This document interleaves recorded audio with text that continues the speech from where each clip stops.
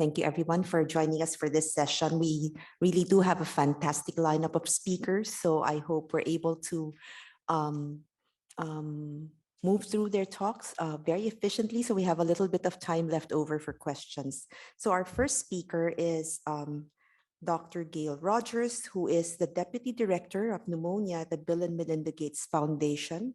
She leads the foundation's efforts to support the development of next-generation low-cost PCVs and the rollout of MCVs, as well as the assessment of alternate PCV dosing strategies. She also leads efforts to understand the role of household air pollution on pneumonia in children, and she's here with us to talk about vaccine candidates. Gail? Thank you for the invitation to talk today. I'm honored to be talking to you.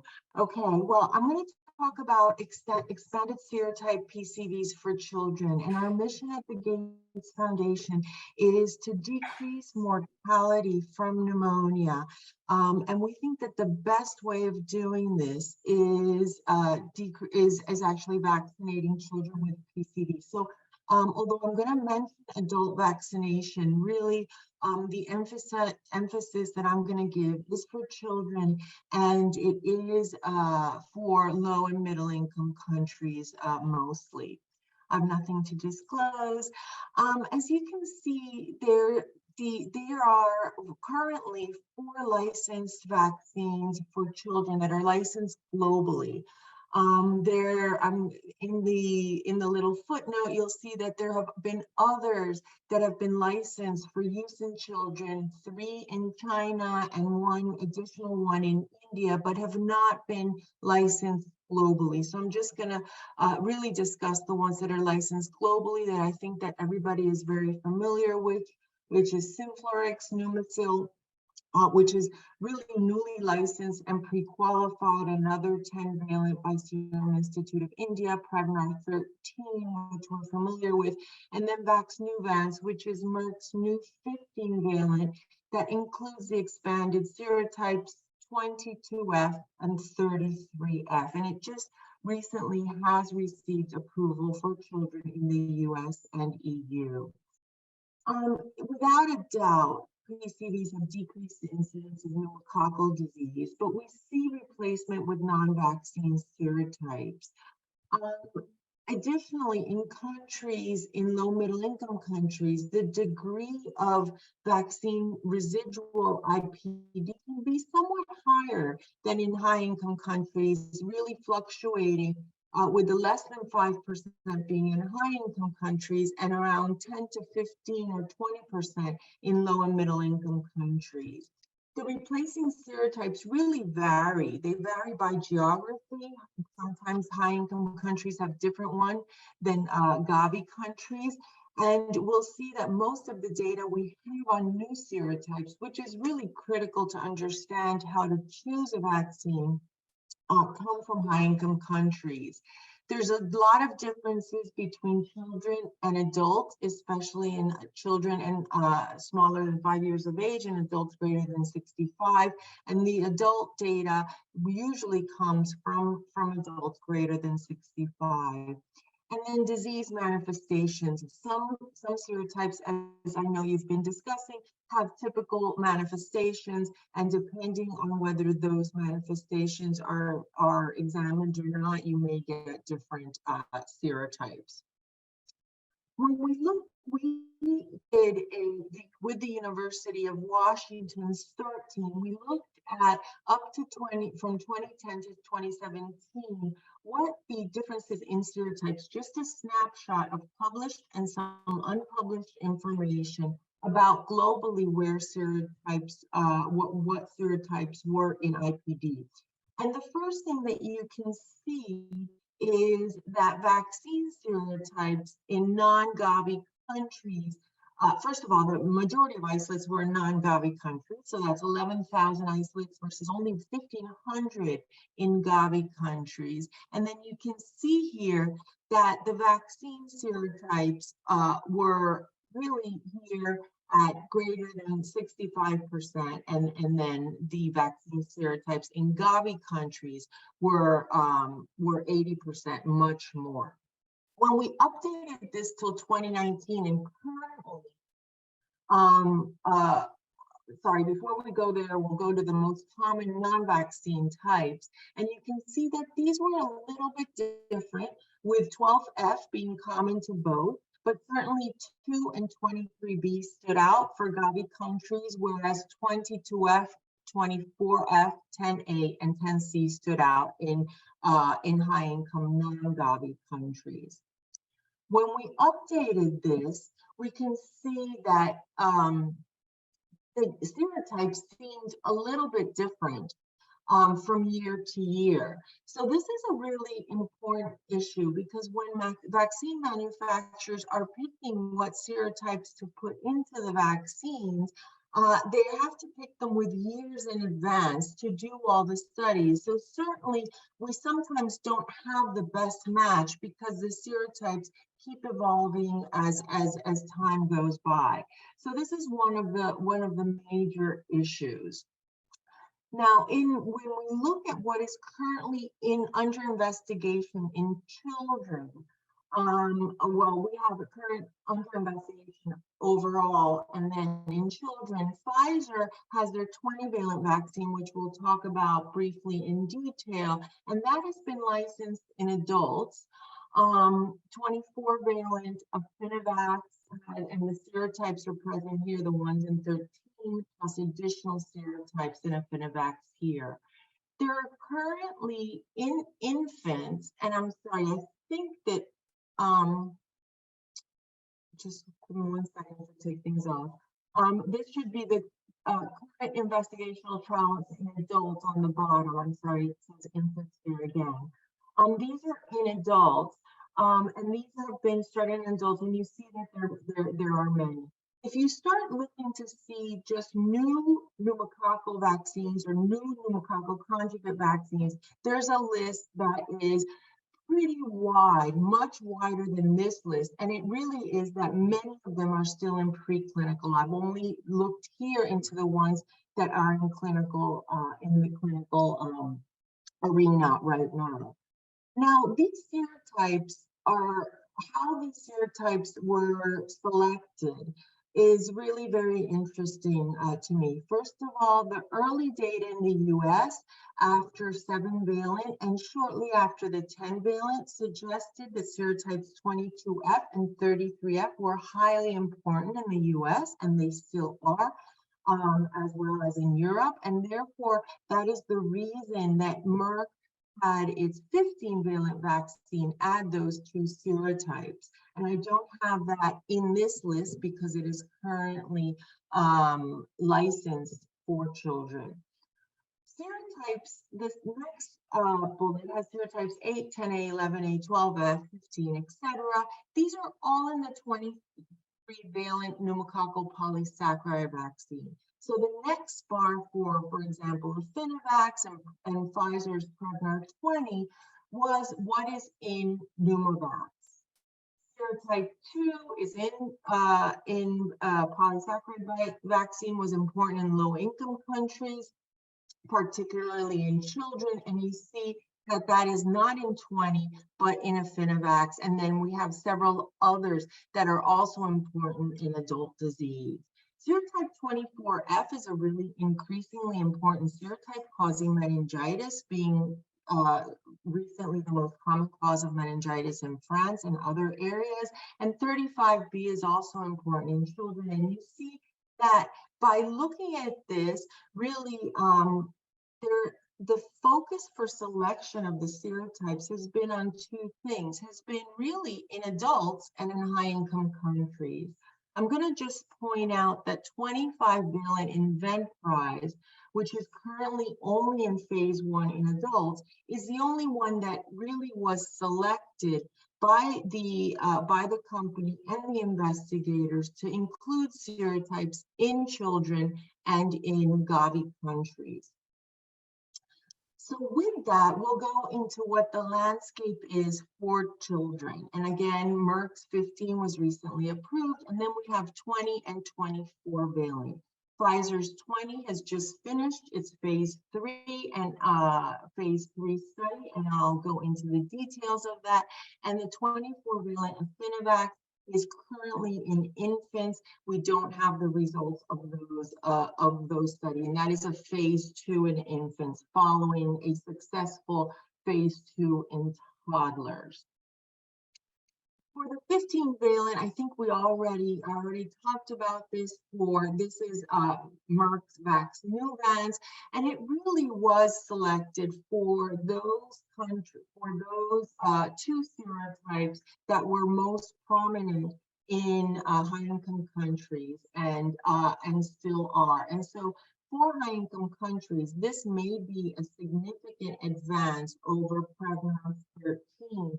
While in low and middle income countries, the rate of 22F and 33F disease is quite low. Additionally, Merck's 15-valent has a higher immune response to serotype 3. This higher immune response is undoubtedly higher, but it is unlikely in most experts' opinion to be clinically significant, so that we can certainly, we will look forward to post-introduction evidence of improvement for serotype 3. The serotype 3 activity is still something that seems to be quite elusive thus far. So when we look at the phase 3, that this 15-valent that led to its licensure, I can tell you this is a hugely complete clinical program with many schedules being investigated, many age groups, catch-up doses.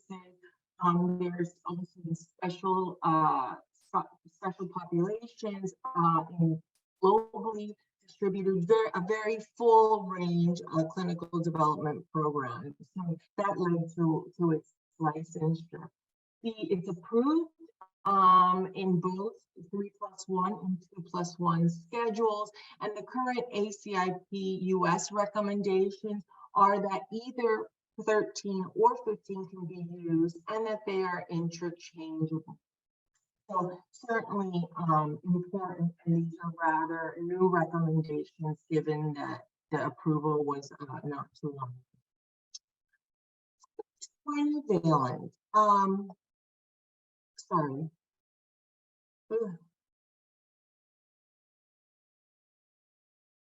The 20-valent, the rationale for its development was to expand coverage by adding these serotypes. Again, these serotypes were the two included in the 15-valent species that are really adult serotypes. And you can see by this publication in which they looked at the rationale, it was truly an incremental coverage of PCV in high-income countries and mostly for adults. When we look at the phase 2 data, and I'm not going to go through this too in detail, but just point out that why we do phase 3 studies. The phase 2 data looked rather good in children for PCV20. It was, as we know, as we add serotypes, we expect a lower immunogenicity. 13 had a lower immunogenicity for the 7 original and the 7-valent, and 20 looks like that is also happening.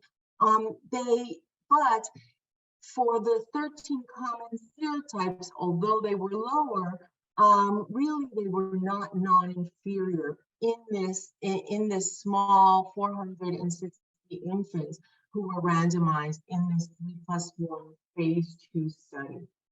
As you can see, functional activity was seen for all serotypes, and boosting was seen for all serotypes. Again, lower mean geometric mean concentrations, but again, not at values that were deemed to be of any significance. For the 7 new serotypes, it looked rather good. Obviously, the only serotypes that was a bit problematic with serotype 12F. But certainly it was advantageous to have these 7 new serotypes. And the safety is on the right-hand side, and it was quite comparable to Prevnar 13. So this really was what compelled them to go into the phase 3 clinical development plan. Again, a very complete clinical development plan. You have studies in the US, you have with a 3+1 schedule, you have studies with preterm and as well as term infants, you have studies in different geographic areas, you have a 2+1 schedule, and different geographies, just to really be geographically complete. Now, what we don't have is, at least that I couldn't find as of yet, is the detailed results of these phase 3. But the results were pretty, I think, surprising for many of us who follow this closely. In the US trial and in the Australia and European trial, in both trials, really non-inferiority was not met for most of the serotypes. And it really, to meet non-inferiority, you had to have a booster dose. And this, for the US trial, it did not meet non-inferiority for 6 serotypes. And in the Australia and Europe trial, after 2 primary doses, it met for 9 out of the 20, so did not meet for 11. So by GMC did a little bit better, and post 4 doses, post 3 doses, post the booster, certainly met non-inferiority. Now remember that the strict criteria for licensure is after 3 primary doses. And the 2+1 honestly would not fit that schedule because it doesn't have 3 primary doses, but this is the trial, the 3+1 dosing schedule trial after 3 doses should have met those non-inferiority criteria. So currently, it's a little unclear as to what is going to be done. Maybe others know more. I think they're going to try to argue that the benefit of having the additional serotypes outweighs in not meeting non-inferiority after the 3 doses, since it met after the booster. But this really puts in a very critical question. And the critical question is, should we always have booster doses, especially now with this experience of an extended serotype vaccine? And we would argue that potentially we should. I know the Australian experience in which they went from, I'm sorry, this moved for me, in which they went from a 3+0 schedule to a 2+1 schedule because of increase of infections in that second year of life. And we also think that this might be helpful for certain problematic serotypes in low middle income countries, such as serotype 1. So we'll see what happens with this. We'll see how the US FDA responds to this not meeting the primary criteria for non-inferiority. And if with OPAs and with meeting it after 4 doses, licensure is given in either US or EU and Australia and globally. We'll see to that.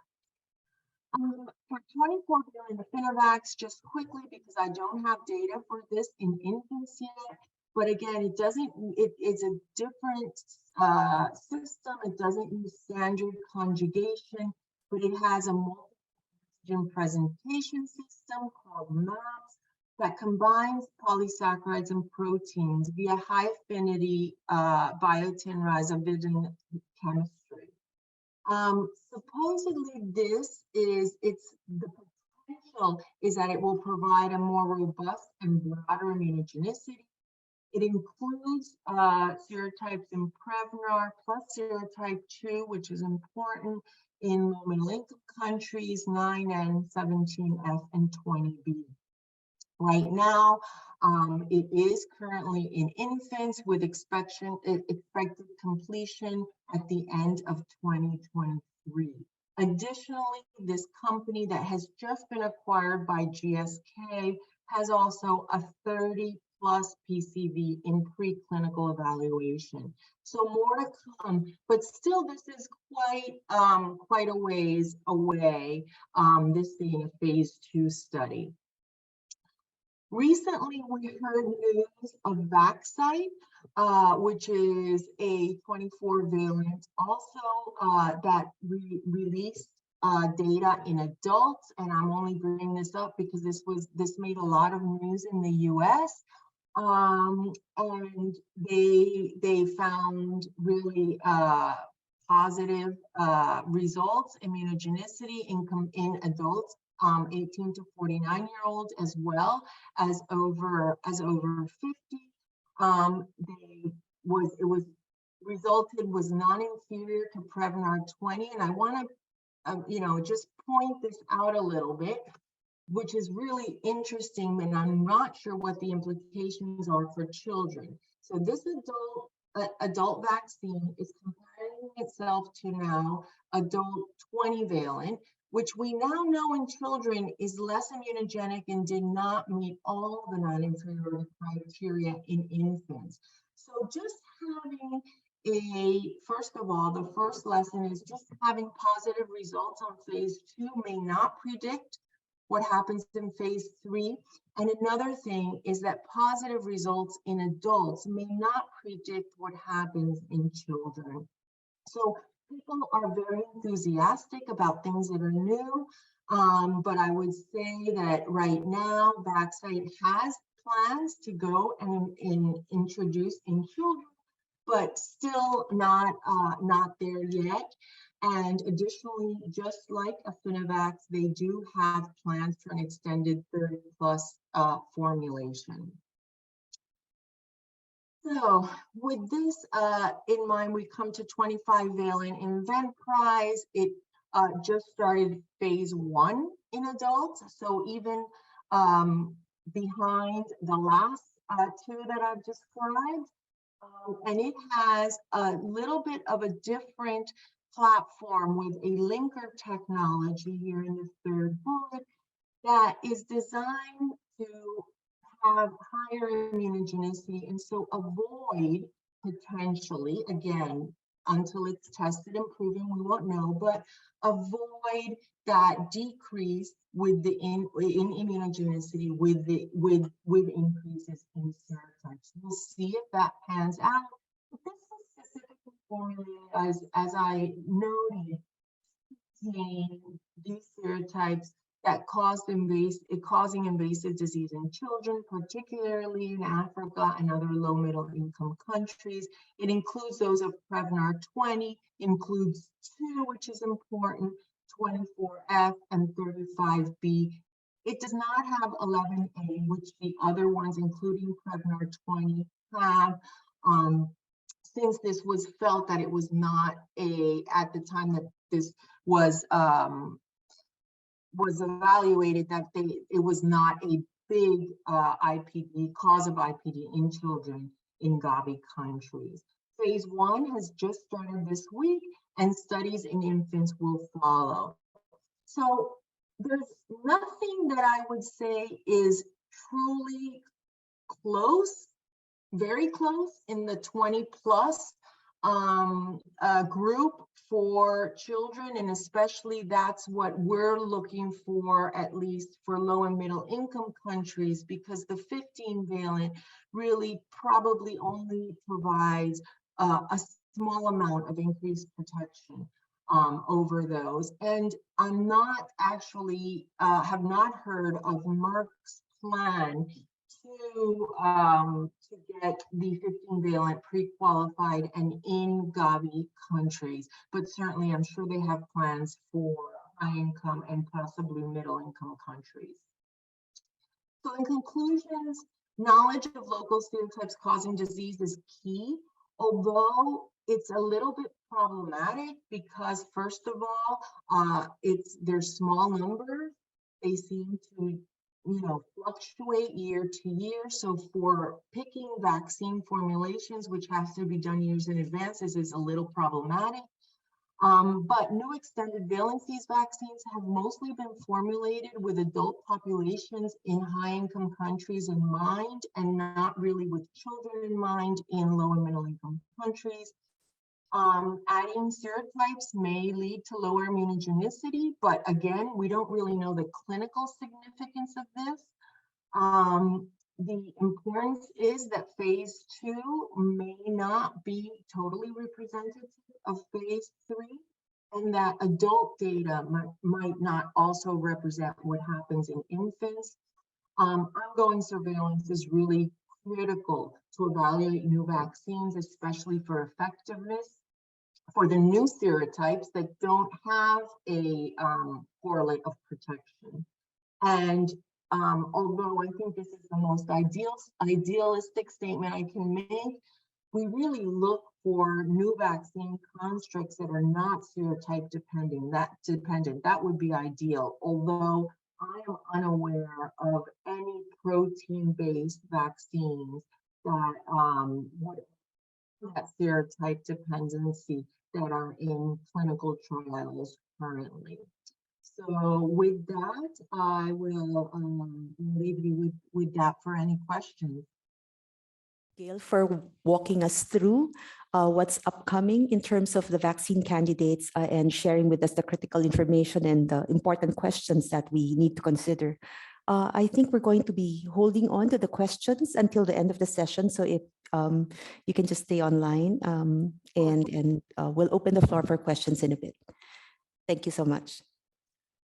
It's now my pleasure really to introduce Professor Amanda Leach, who's calling in from Darwin. Amanda is a microbiologist who's been working for a long period of time on a huge problem amongst Aboriginal children, which is chronic ear disease. And for people who know the field, the Indigenous children of Northern Australia have very high rates of hearing loss associated with chronic otitis media. And I think Amanda's work has been absolutely central to efforts to control this. So Amanda, I can see that you're there, and welcome to the meeting. Thank you, Kim.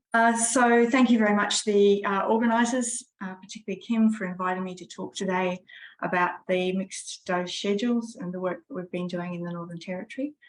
I'm Amanda Leach. I live and work in Darwin in the Northern Territory. I'd like to pay my respects to the Larrakia people, the traditional owners of the Darwin area and surrounds, and pay my respects to elders past, present and emerging, and also to acknowledge the key role of First Nations participants living across the Northern Territory that have contributed to the findings presented today. This is just a comparison of the land area, I guess, of the Northern Territory. I'm living in Darwin, the red dot, and I just put the same square over some of the regions where our researcher collaborators are living and working. So you can see what a huge area it is, only a population of 250,000, of which about a quarter is, it's probably a bit more than that now, Aboriginal people. So otitis media is my passion, and that's brought me to the interest in pneumococcal conjugate vaccines. And key features to sum up are really the incredibly early age of onset, and I'll show you that in a moment, multiple pathogens and serotypes. It's recurrent, persistent, almost 2/3 are bilateral. It's asymptomatic, which is extraordinary. Therefore, it's undetected, it's untreated. And there's a lot of over-referral to audiology and ENT services. So why is otitis media important? I don't think I've heard the words at all in this meeting. It causes disabling, by the WHO definition, hearing loss during critical period of language development. Compared to Aboriginal children in these remote areas that don't have hearing loss, if a child does have a hearing loss, they experience high vulnerability, poor school readiness, that's the Australian Early Development Census, poor school attendance and performance in the NAPLAN, and increased interactions with youth justice and substantiated child maltreatment.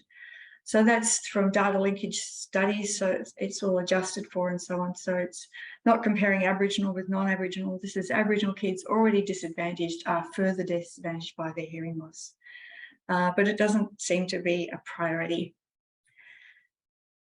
This is data that is actually from the vaccine trial, but really I just wanted to show you that even the most recent data is showing that children, the onset of otitis media, this is in children at 1 month of age, so 40% already have got middle ear effusions. And at 2 months, it just keeps creeping up. And this is not cumulative, it's prevalence, point prevalence. So we're hovering around 90% of children by the time they're 7 months of age. And of course, if you look at across the whole period, by the age of 7 months, 71% of infants meet criteria for referral to a specialist. That means they've either had recurrent acute otitis media, persistent middle ear effusions, otitis media with effusion for 3 months, or even eardrum perforation for chronic suppurative OM. So there are thousands of children on wait lists for services from audiology and ENT surgeons. And primary healthcare really is in crisis in remote communities, and there's a lot of evidence and publications around that. So it's sort of a fatal storm, really. These children suffer throughout their life trajectory, and early onset seems to be the key. Therefore, we turn to vaccines. For years, we've been culturing those acute and chronic perforations. See this little child here with the discharge. We don't perforate the eardrum, but it is possible to get a swab right into the middle ear space there. And that showed us that actually non-typal Haemophilus influenzae was the major pathogen from culture in these children. Yes, pneumococcus is important. Vaccine serotypes, not predominant because there's a huge diversity of serotypes.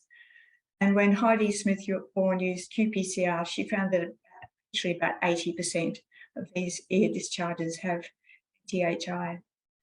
Excuse me. At the same time, the first randomized controlled trial evidence of protein D in the conjugate vaccine that GSK developed specifically for tackling otitis media, that was reported in 2006 as having an almost 40% reduction in THI-OM. So of course we were immediately pricked up and very interested to see if we could get hold of this vaccine here in Australia. So the question, I guess, as over time was that as the PCV13 vaccine was going to become available, would we use that or the protein D vaccine in the Northern Territory where there's this enormous problem? Or could we possibly potentially use both? So there's the sort of schematic of the diagram. There's still a lot more pneumococcal serotypes that are not covered by PCV13.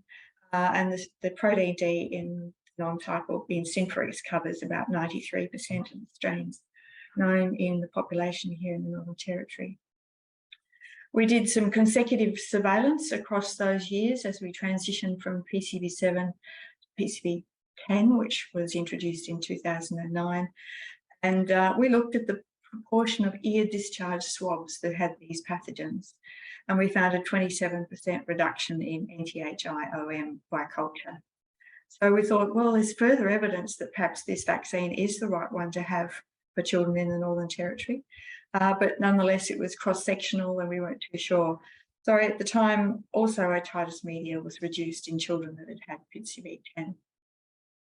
So we designed a randomized controlled trial, a head-to-head and a combination group called Previx Combo, being Prevnar and Synfrex. And the protocol was published in 2015, and just last year we published 3 papers from this trial. Firstly, the immunogenicity, also the otitis media outcomes, which I've already shown you, and the nasopharyngeal carriage. So just to focus on, just to describe the study design.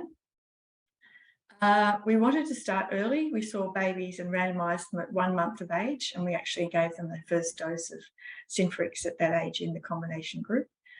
We saw them at 1, 2, 4, 6 and 7 months. They received PCV10 in the standard schedule, 246, PCV13 at 246, so we had a head-to-head comparison there. Then the combination schedule, as I mentioned, started at 1 month with Synfrix at 124, and then topped up with a switch to Prevnar at 6 months of age. So I use these colours throughout the presentation. The underscore there represents the 1 month, so this group doesn't get anything at 1 month, whereas this group does.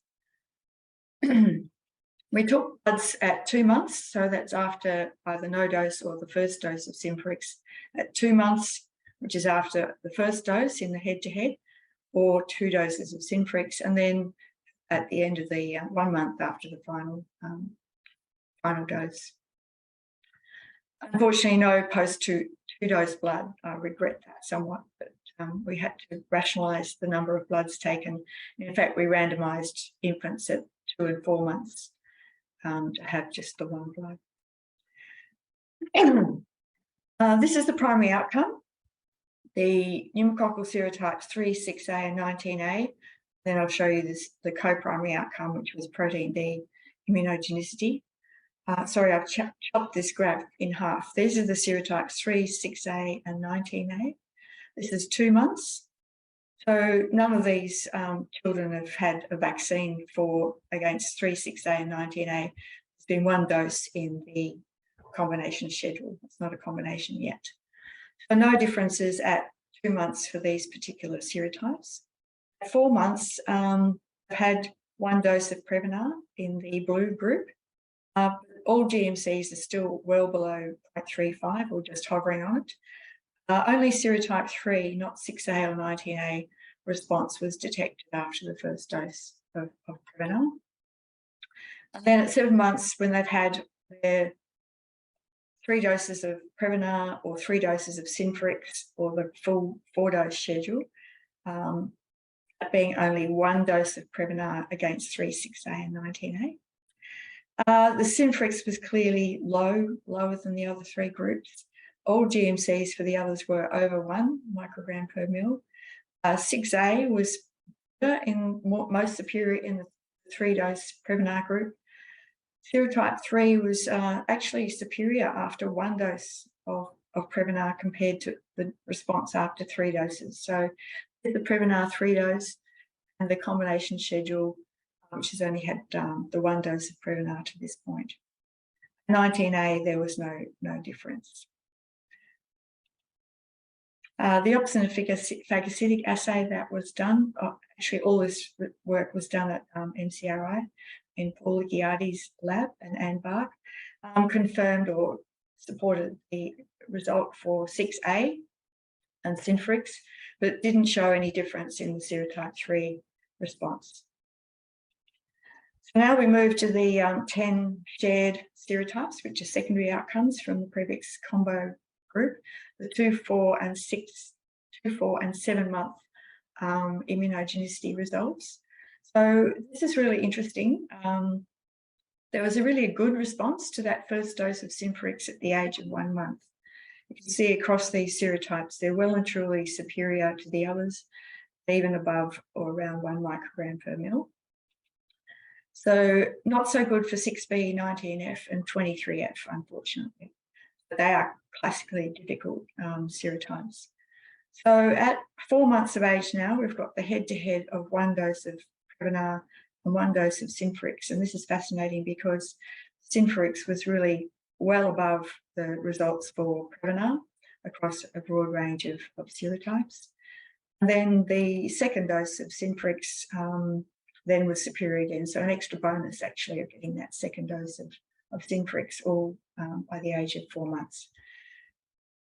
At 7 months of age in the combination schedule, the 10 shared serotypes have now had 4 doses.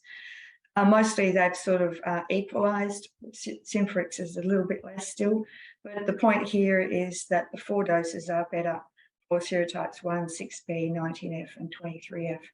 So some gains there for those somewhat difficult serotypes. Serotype 5 in the Synfrix group is possibly a concern. This is exactly the same data, but I'm just highlighting it at a different point about this first dose of Prevnar in the head-to-head comparison at 4 months of age. So shows us that for this first dose of Prevnar, there is somewhat of an increase from baseline after one dose for these 3 serotypes. But for the next 6 serotypes, there's really no difference between no dose and the first dose. So for 5, 9B, 14, 18C, 19F, and 23F. And for serotype 6B, there's actually sort of a bit of a decline after the first dose of Prevnar. So key findings from this first trial were really that it's very important that this, we see that this first dose of Synflorix given at just 1 month of age is highly immunogenic, 8 serotypes above 0.35. And at 4 months, in the head-to-head, the Synflorix was superior to Prevnar. That was for 8 against 8 serotypes, well above 0.35. The first dose given of Prevnar given at 2 months was really not immunogenic. I'm possibly being a bit harsh there, but I think that's a really important point that we've learned from this study. All 13 serotypes were less than or hovering around 0.35. By 7 months of age, very interesting, the first dose of Prevnar was given after Synflorix, so just 1 dose, was very similar to the immunogenicity after the full 3 doses of Prevnar. So a very handy result to have if you want to use combination schedules in the priming. So all GMCs were above 1. So I'm not sure how we can explain this important point. I don't have an explanation. And then at 7 months also, there's a bonus of those 4 doses for those somewhat difficult serotypes. Then we move on to the booster dose. We got a further grant to randomise the children that have been in the priming study, a combo, to a single dose of, a booster dose, sorry, of Synflorix or Prevnar given at 12 months of age. At that time, children were receiving their booster at 18 months, but we felt it might be important to go early, and it wasn't long after we started the trial that the schedule changed to 12 months. We also took the blood, post-booster blood at 6 months post-booster, so at 18 months of age. We'd previously shown good results for 1 month post-booster, so we thought this was also something novel that we might learn something new from. This is the participant flow diagram. We ended up with we had an amazing follow-up rate. We had about 45 infants in each of the stratified groups. So the booster dose was stratified by the primary course. So here's some results just comparing those 2 booster groups. So GMCs 6 months post-booster were generally low. We're used to seeing this proportion of children above threshold 1 month after being around 100%. So you can see that diminished response or waning is detectable there, and they're sort of wobbling between above threshold of 0.35, but some of them a little bit higher. So in this comparison, the 2 booster group comparisons, how do I go back? Yes. Prevnar was, it's not working. Sorry. Yeah, I'm really mucked that up. Sorry, I'll get there in a moment.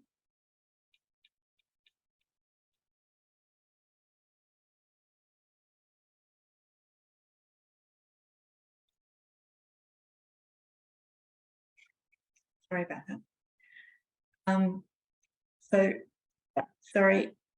And I wanted to say that just for Synflorix, it was superior to Prevnar for 18C and 19F. And interestingly enough, these are the 2 serotypes that are not conjugated to protein D.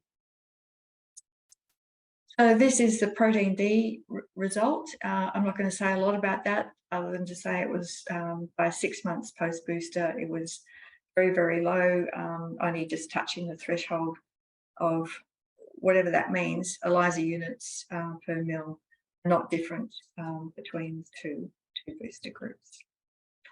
So this is now back to the serotype responses stratified by the priming group. So we're trying to look at what might be explaining the benefit of, or the apparent superiority of Prevnar over Synflorix. stratified by what you had as a priming schedule.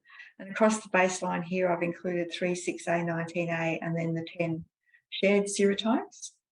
So the left-hand panel is the standard schedule of Prevnar boosted with Prevnar or Synfrix, and you can see there's really no substantial difference between the boost, this priming schedule. That's the proportion and also the GMCs.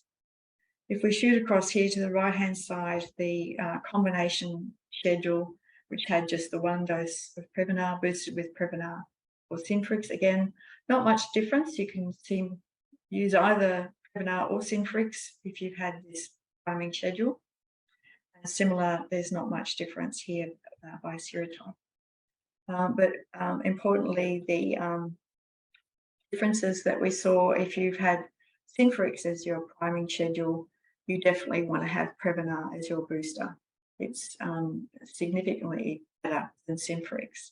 So really all of that difference in the superiority of Prevnar as a booster dose is attributed to just the group if you have had Synfrix only.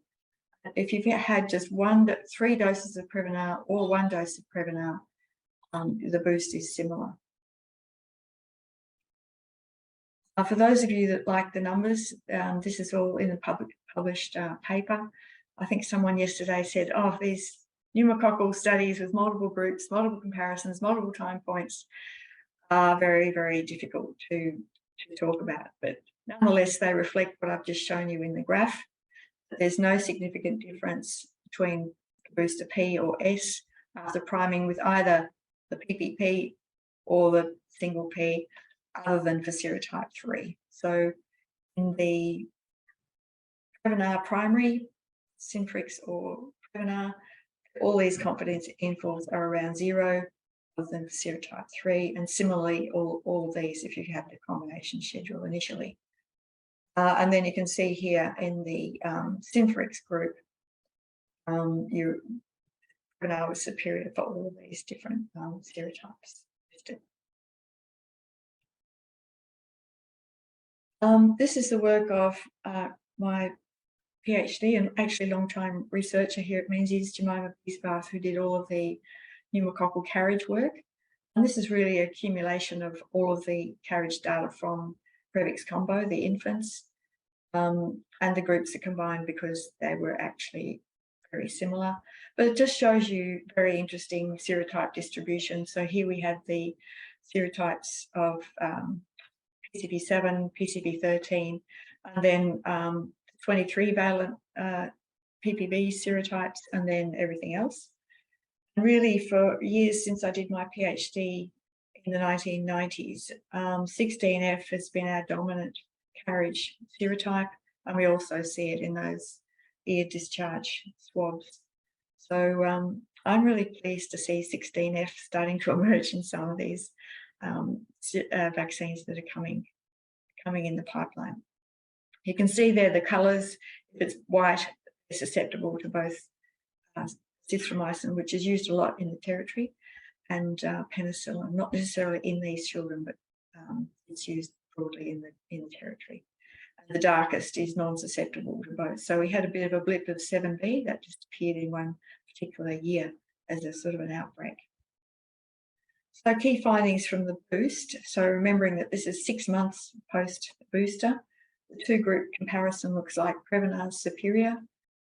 GMCs may indicate inadequate protection if we're using IgG as an indicator, particularly for some serotypes. The protein D was pretty non-significant. I haven't shown you the results, but it didn't prevent carriage of non-typable Haemophilus, nor did it prevent the NTHI in ear discharge or OM. So stratified by the priming group, the switch to Prevnar was preferred if you've had Synfrix as your priming. Either can be used if you're following a Prevnar standard schedule. Either can be used if you've just had 1 dose of Prevnar in the priming. And this is, again, following 3 doses of Synfrix. So it would be fascinating to know if you get the same outcome if you use fewer doses of Synfrix and use it first. So implications and what's needed. It's possible that this flexibility that appears to be possible, other than using Previnar's first dose, if you're using one dose, vaccine supply and cost issues could be somewhat mitigated by this interchangeability. More studies of combination priming schedules are warranted to understand the interactions and how to maximise benefits. For instance, using just one dose of Previnar in the priming and using that first dose of Synfrix, not Previnar. A 1+1 combination schedule of Synfrix first, then Previnar, with varying time points for vaccination, including Synfrix at age 1 month, and varying blood draw time points seems warranted. More studies of serotype-specific immune responses, waning and protection are needed. That's been said many, many times in this meeting, and I agree. Head-to-head trials could be a part of vaccine pipelines a lot earlier on in the trial process, earlier phases. If companies would agree to that. We had NHMRC funding, so I had no vaccine company concerns. I didn't have to worry about any untoward findings such as we've seen here. So I still want to say that otitis media is an important pneumococcal disease, which is devastating the lives and aspirations of many children. Needs to be a commitment to developing vaccines with otitis media serotype coverage and NTHI protection. So GSK, unfortunately, perhaps chose the wrong protein for NTHI. I'm not sure what is happening about that.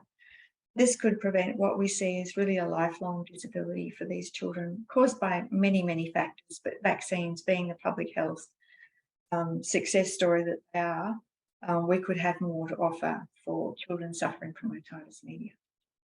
Thank you for listening. Wow, thank you very much, Amanda. There's so much material there, and I think a lot of questions that would come up. We have got quite a full program here, and the next speaker is Professor Chris Blythe from the University of Western Australia. Chris is a paediatrician who's the director of the Wesfarmers Centre for Vaccines and Infectious Diseases at the Telethon Kids Institute in Perth. And he has a long track record of research into paediatric respiratory disease, both in Western Australia and internationally, and is one of the leading figures in this field in Australia. So Chris, you're there. Great. Thank you very much. So thank you very much for the invitation. I'm absolutely honoured to be asked, but importantly to share the stage with Gail and Peter and Claire and Amanda and Nick to come. I suppose I've really titled this "Keeping Our Eyes on the Ball" because we've had a wonderful symposium over the last 2 and a bit days, and it really highlights that many of the challenges that we face in pneumococcal vaccine policy, both locally and internationally. Importantly, I was a member of ATAGI, but these opinions are my own. But before I go to my talk, I'd like to acknowledge that we're on traditional land. For me, that is Noongar Wujak Budja on the beautiful banks of the Derbarl Yurigan here, but acknowledge Aboriginal contributors to the work of the National Immunisation Program and look to continue to close the gap between Aboriginal and non-Aboriginal health. Willie also acknowledged the wonderful work of Jana, and I'm keen to do that today. She's made enormous contributions to the pneumococcal field in her short time.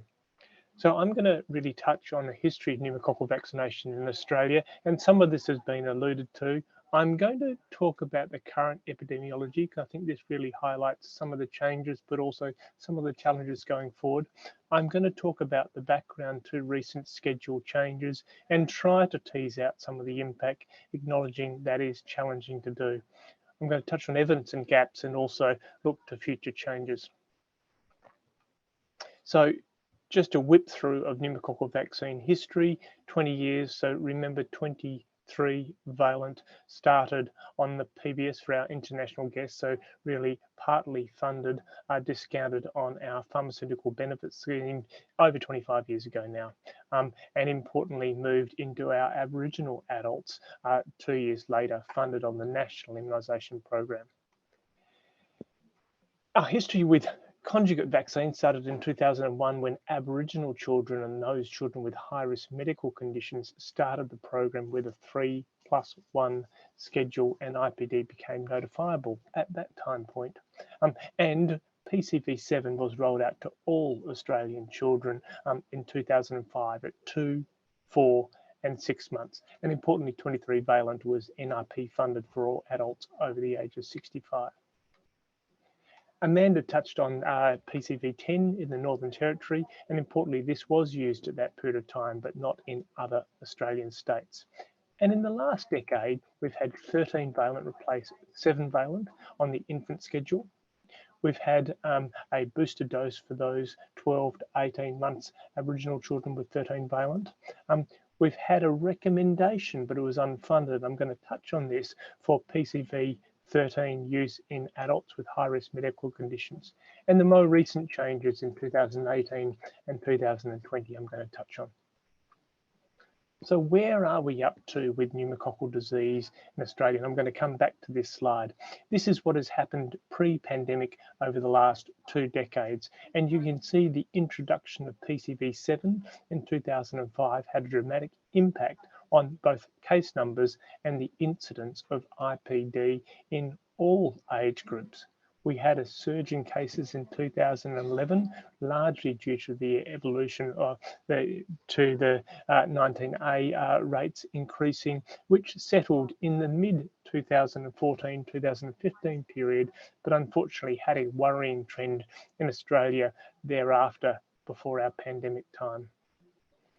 The pandemic has clearly had an impact on the rate of IPD in Australia, with particularly 2020 seeing a halving of the rate, but a return in 2021, and I'll show you some more recent data. I use this slide because I think it illustrates a couple of points. So these are age groups, particularly in the lower pot. Less than 5 in the red, younger people in the orange, 50 to 64, and in the blue, 65. And I'm keen to highlight 2 things. IPD in Australia, half of cases are in the 5 to 64 age group. And importantly, in adults, the majority of those with IPD actually have risk factors for IPD, and I'm going to reflect on these 2 points.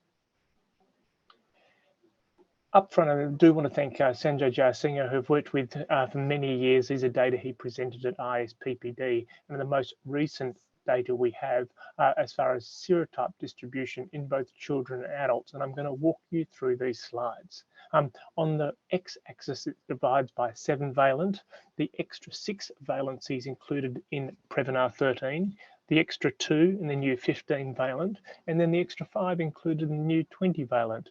And for those who want to continue forward, particularly after Gail's talk, the 4 in the 24 valent are really the first ones listed in the NVT types. So these are data in children less than 5, looking at 2012 to 2018. And importantly, we saw the emergence of additional episodes of 19F.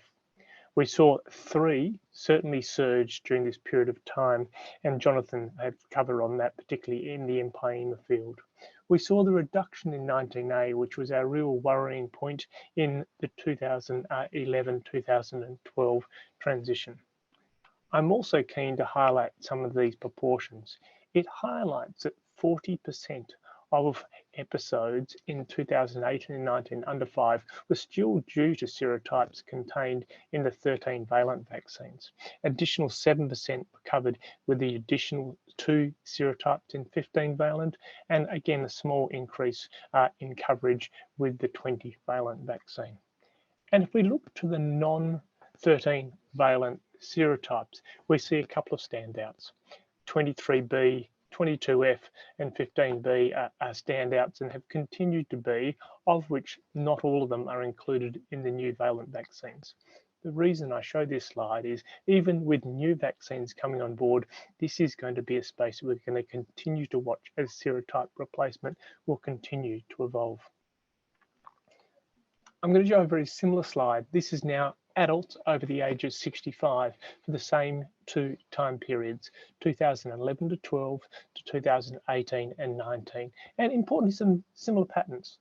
19F continues to be an issue. 3 surged during that period of time, but actually 19A reduced.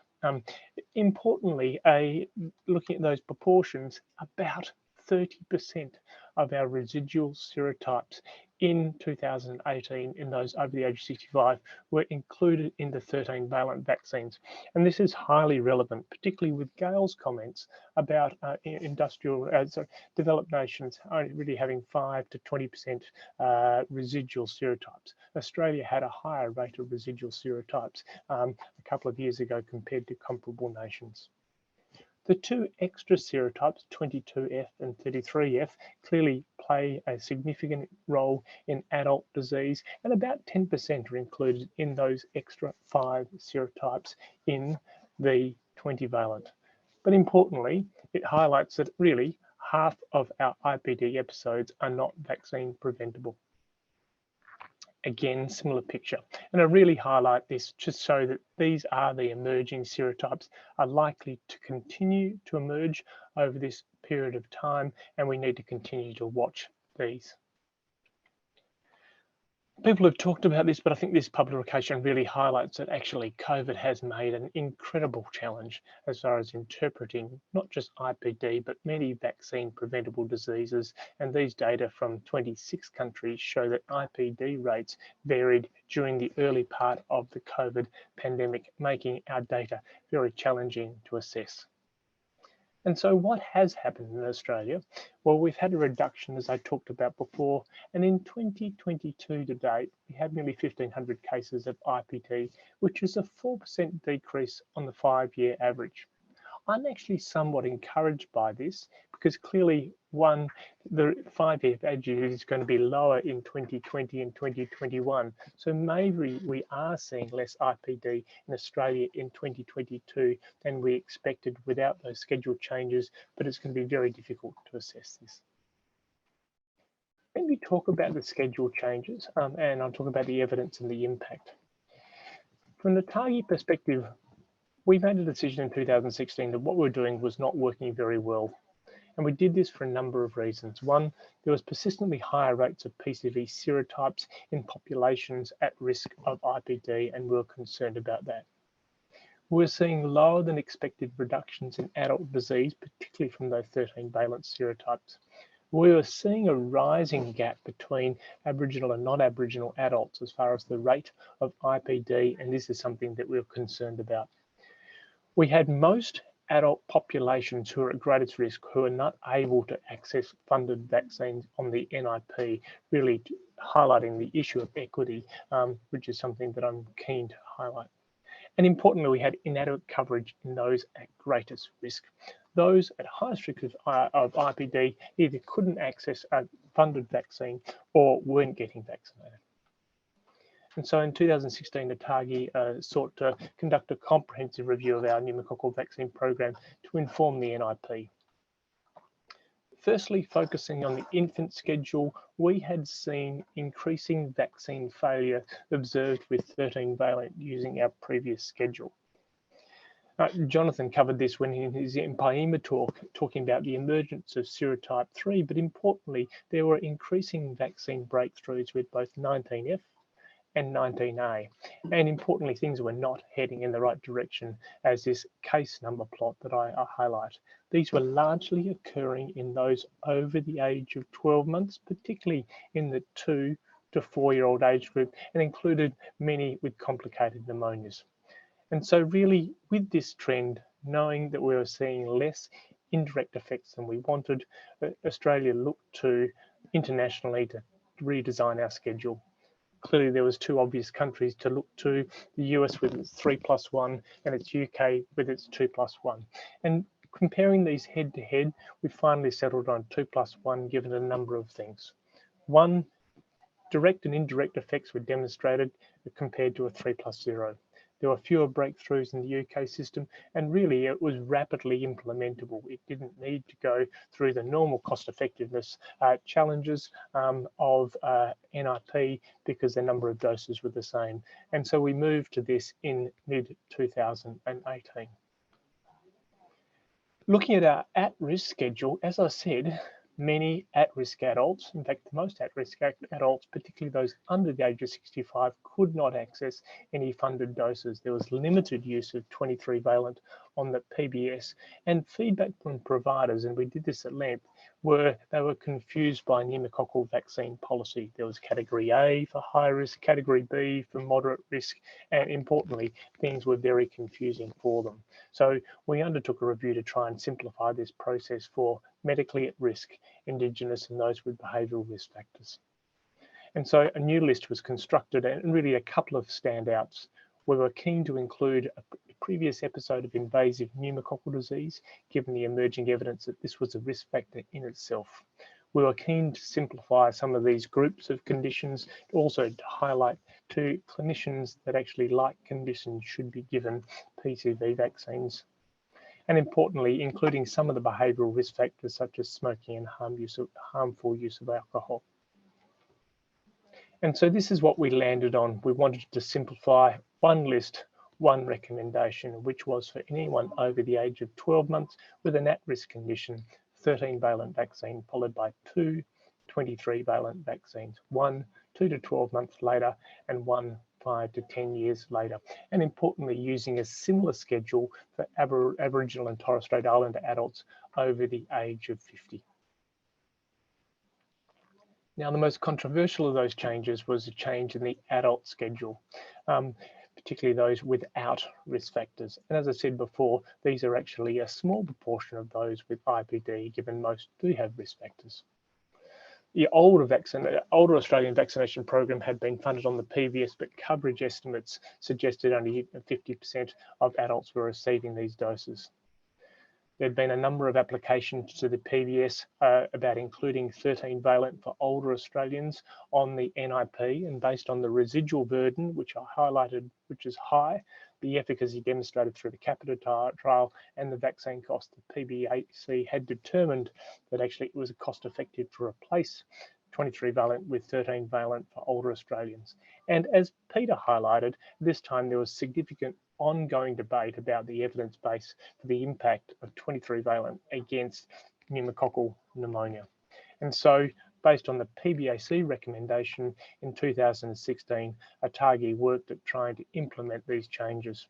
Now, there was a series of hurdles to do that, given the uncertainty about the role of 23-valent and the cost effectiveness, but largely landed on this position, which was introduced in 2020. Using 13-valent for non-Indigenous adults without risk factors as a single dose, and for Aboriginal and Torres Strait Islanders without risk factors, 13-valent followed by 2 doses. And so the complete program in 2020 looks like this: 2+1 schedule for routine infants. For at-risk individuals, 13-valent followed by 2 23-valents, and for older Australians without risk factors, 13-valent at 70 years. There is a challenge that we face. Although many of those with at-risk are now included on the NIP, some are not, and this is an ongoing issue that we need to try and close that gap. Importantly, the impact of our infant program, well, we've talked about this in this session, on the burden in older Australians remains uncertain, and this is something that we're going to continue to monitor. So assessing these schedule changes, clearly the non-pharmaceutical interventions have had a massive impact on IPD and pneumonia case numbers, but also our laboratory and public health capacity has precluded some of the analyses that have guided the pneumococcal program up to this date. So we're actually at a little bit of a gap as far as our evidence, particularly as far as the serotype burden in 2021, 2022.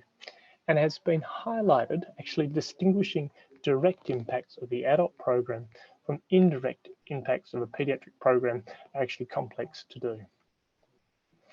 So where are we up to? I've showed this slide before. I think we're actually in a reasonable place, but actually we do need to continue to monitor, and it's likely that further changes will be required. So these are my thoughts about emerging evidence and current gaps. Clearly, as demonstrated through this program, there's increasing evidence about infant schedules, and importantly, abridged infant schedules. We have a 2+1, We're looking to the UK pretty closely as far as its 1+1, and this is something that's going to be very interesting as we go forward, as we hope to see improved impacts of our 2+1 on our 3+0. The adult PCV studies, there's been a number of post-licensure studies that have demonstrated reductions in 13-valent IBD and CAP and all-cause CAP, but actually the duration of protection still remains uncertain. I saw a review, a paper published out of the Capita study the other day that suggests that actually the protection lasts up to 5 years, but actually thereafter is highly uncertain. I have to acknowledge, I think the quality of the data supporting PPV23 efficacy against pneumococcal CAP is better now than it was 5 years ago when we made these determinations, but I think there is still some uncertainty about the true point estimate of that impact. And as highlighted by Gail, there's clearly emerging vaccines which are really interesting in this space, but actually I think we're going to be very interested in looking at the efficacy and effectiveness, particularly for some of those serotypes. Serotype 3, particularly for the 15-valent, will be really important. And for some of those other serotypes where GMTs look a little bit lower than we'd hoped for 15-valent and 20-valent, to see whether similar efficacy and effectiveness estimates are produced. Our current knowledge gaps. I think we have a knowledge gap about emerging serotypes in Australia over the last year or two, and this is one that we absolutely need to close. It's been highlighted, but actually serotype replacement is occurring, but varies incredibly by country, vaccine or surveillance program, and truly understanding this, I think, will be really important. As Amanda highlighted, noting not just carriage, but also the serotypes causing mucosal disease, I think will be really important, and we need to do this much broader in Australia to inform our program. We have to close the gap about serotype-specific burden of pneumococcal CAP in Australia if we are to inform our ongoing program. And so we do need better pneumonia surveillance using tools such as SSUAD to determine this. And importantly, understand the duration of protection, particularly in the elderly and those with risk factors, and truly understand what our uptake of PCV13 is with these recent changes. And clearly understanding what the indirect benefits are for vaccinating children in the 2+1 schedule, but also in some of these abridged schedules will be important. And so my summary, and I look forward to taking questions, is the pneumococcal epidemiology continues to evolve, and we must evolve programs with them. A schedule of the review of the Australian schedule needs to occur and is ongoing at the moment, and it's timely given particularly the 15-valent and 20-valent are coming. 19-valent has made interpretations of these changes difficult to interpret, but that shouldn't stop us from actually looking to the program and seeing how we can continue to strengthen it. I do think continuing to optimize our infant schedule, but importantly, to address strategies to ensure vaccination and boosting of adults at greatest risk of disease are going to be most likely impactful and cost effectiveness, and should remain our focus. And finally, we need to carefully consider the role of these newer vaccines, both for infants and adults. It's not in my mind a fait accompli that actually 15-valent and 20-valent will enhance our control at this stage. And so we do need to consider these introductions very carefully in the Australian context. And with that, I'll close and thank those who have contributed to this study. Thank you, Chris. That's a fantastic walk through the situation in Australia, and we really appreciate that. We have one more speaker who is Dr. Nick Fancourt. He's actually a paediatrician and research fellow at Menzies School of Health Research in Darwin. I think most people may think he's Australian, but he's actually a New Zealander. And like a lot of New Zealanders who've done very well in Australia, we claim him as Australian. Nick is a paediatrician. He's done a lot of work in the United States, particularly working with the PERCH project, the famous pneumonia project that took place at Hopkins over a number of years. And over quite a period of time now, he's been coordinating a radiology group looking at the use of X-rays for conducting epidemiological research, looking at the epidemiology of pneumonia. He's currently working on, I think, an extraordinarily important project looking at the interaction between malnutrition and pneumonia, particularly focused on children in Timor-Leste. So, Nick, over to you. Thank you, everyone, for being here, and thank you particularly for the invitation to talk today. It's a real pleasure to be able to speak to such a great audience on what really has become a passion of mine, looking at this interaction between pneumonia and malnutrition. So just to outline today, what I wanted to do is talk a little bit about Timor as a country, and then to chat a bit about some of the background that's known around malnutrition, mortality, and pneumonia risk, and then to look at some of the interactions between what we understand about childhood malnutrition and immune function.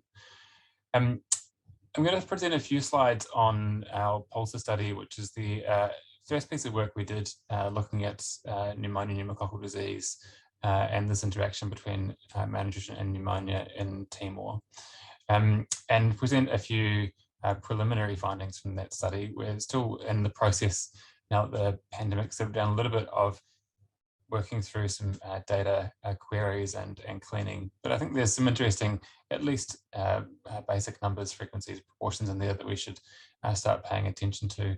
And I think it's a prompt, just building on the past few speakers, to think about, for a country that is coming into its first PCV era, how do we build on some of the really important questions and established research priorities and understandings of what's happened with the rollout of PCV in other places in the past 20 years, to really, again, sort of focus on that acceleration of PCV knowledge and application into a different setting. And then I just wanted to finish off with a bit of a chat about vaccine use and malnutrition, and particularly to look at PCV use. So for those of you who don't know, Timor-Leste is a very close neighbour of Australia. It's about a 45-hour long flight from Darwin, located across the Timor Sea. It's half of the island of Timor, and is neighboured by Indonesia. Timor is a young country, and it's a young country in a couple of respects. One is that East Timor achieved independence in 1999, and so it is truly a young self-governing country after a long period of occupation and colonisation. It's also a very young country by the fact of its population. So about 40% of the population are under 15 years old. So it really is a population driven with a very young group. As always, people are really the centre of work and the centre of why things have been successful in Timor at times. And I wanted to point out just a couple of people here.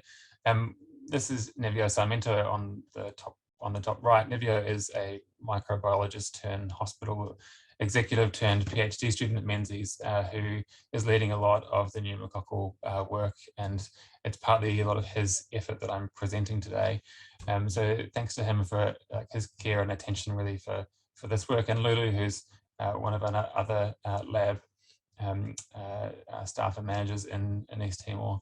On the bottom is the team at the National Hospital that I was really privileged to work with for a couple of years, including Ingrid Busens, who is also both half Kiwi and half Australian, but who lived in Timor for over 20 years and really drove a large number of initiatives on maternal and child health, and the various junior medical staff of the department who, again, have put in a huge amount of effort, both on the clinical side and on the laboratory side.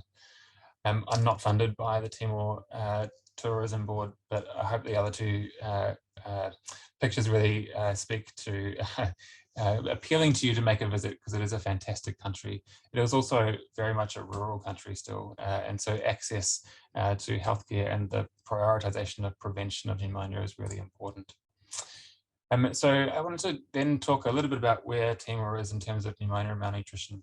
And I think this is an interesting story, and it's one that the world can learn a lot from. So Timor has a high under 5 mortality rate, about 48 deaths per 1,000 live births. It's higher than the regional average, but it has made significant improvements over the 20 odd years of independence, alongside a number of health measures that have shown significant improvements. Causes of childhood mortality reflect a lot of what we see across the rest of lower middle income countries around the world, as a large burden of lower respiratory tract infections, slightly higher than the global average. And again, the leading cause of death outside of the neonatal period. This, I think, really speaks to some of what is one of Timor's largest child health problems, and that is malnutrition. And it is one which is reflected in lots of other parts of the world, but seems to be particularly endemic and settled in Timor. And this is a illustration really showing the leading risk factors for death among children. And the primary risk factor for death is undernutrition, and of interest, suboptimal breastfeeding is second. And the uptake of breastfeeding after birth is around 60%, and the follow through to 6 months of exclusive breastfeeding is about 25%. This image then shows wasting, so that's severe acute malnutrition or moderate acute malnutrition, and the prevalence is here in 2009. For girls and boys, relatively equal, but a high prevalence of 19% of children who have acute malnutrition, either moderate or severe. And to underscore the sort of state that Timor has with malnutrition, again, despite really significant improvements with a health system and a governance that has really been proactive at driving and managing change and improving health outcomes across a range of areas, malnutrition remains one of the areas that's been very stuck. And so here we have from 2002 up to 2013, but these numbers have continued in the same direction, just showing a very really level platform without a lot of change in both stunting and wasting. And it's the kids with wasting that I'm going to end up focusing on a lot today. So that's the acute malnutrition. But again, just to underscore that these are not conditions that exist necessarily alone, and there's often a lot of overlap between wasting and stunting. I mentioned Ingrid earlier, and Ingrid's been a really important partner working on some of our research projects, and these are a couple of her early studies from 2006 and 2013, both looking at a survey of childhood malnutrition at the hospital, and a review of morbidity and mortality at the hospital that really helped to understand some of the key drivers and the importance of what was going on in terms of kids who present needing hospitalization. And lower respiratory tract infections make a large proportion, 43% of all admissions to the hospital. They account for almost a third of all deaths in the hospital, with a case fatality ratio of 4%. Those numbers are largely unchanged over the 15 or so years since. Malnutrition remains a frequent issue in admissions to the hospital in Timor. About a third of all children were malnourished, and about half of those had pneumonia at the same time on their chest X-ray. I put this graph here because I think it really underscores the degree of severity of malnutrition in Timor. This is weight for height Z-scores. It's a frequency count from Ingrid's study. As you'd be aware that a weight for height Z-score of -2 to -3 is moderate acute malnutrition, less than -3 is severe acute malnutrition. And I know that at the time Ingrid was putting this together, she was questioned by the statistician in Melbourne about whether this could possibly be true because of the severity of where malnutrition presents in these kids. With frequently we're seeing kids with Z-scores of -4 or 5. And certainly you have to be there to believe it, but it's very much part of the clinical presentation. I think it also underscores the importance of measuring height and weight or middle upper arm circumference in all children who present to hospital in this kind of context. And much like hospitals in Australia and New Zealand, we are not always the best at keeping up with that practice and measuring nutrition and growth as a routine part of child healthcare, but it really helps to identify children who are at risk, and we'll get to talk about that. So I'm going to present here as a couple of background issues around mortality risk. The illustration on the right shows all-cause mortality hazard ratios for children based on their height for length for age Z-scores. And so again, -2 to -3 being moderate, -3 and below being severe. And I've put here figures from the same paper around the mortality risk for pneumonia specifically. The point to underline here are kind of two things. One is there is this clear dose-response relationship. The more malnourished you present, the higher risk you are of death from the episode of pneumonia that you're having in a hospital. The other one is that even moderate malnutrition, which we tend not to focus on so much, and that's partly because the burden is so much in the severe kids.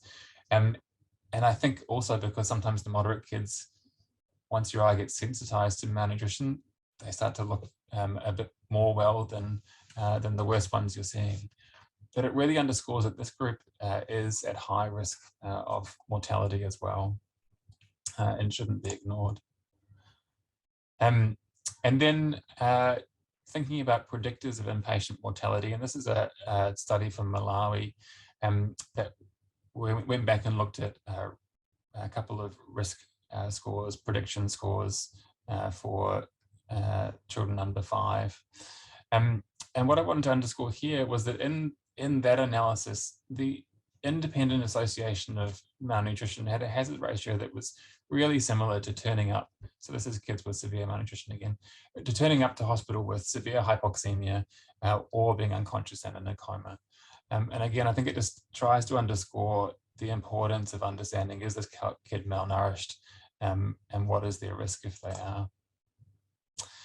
So traditionally, we have focused on that side of things. The child who presents to hospital with an episode of pneumonia or an episode of malnutrition, what is their risk of death?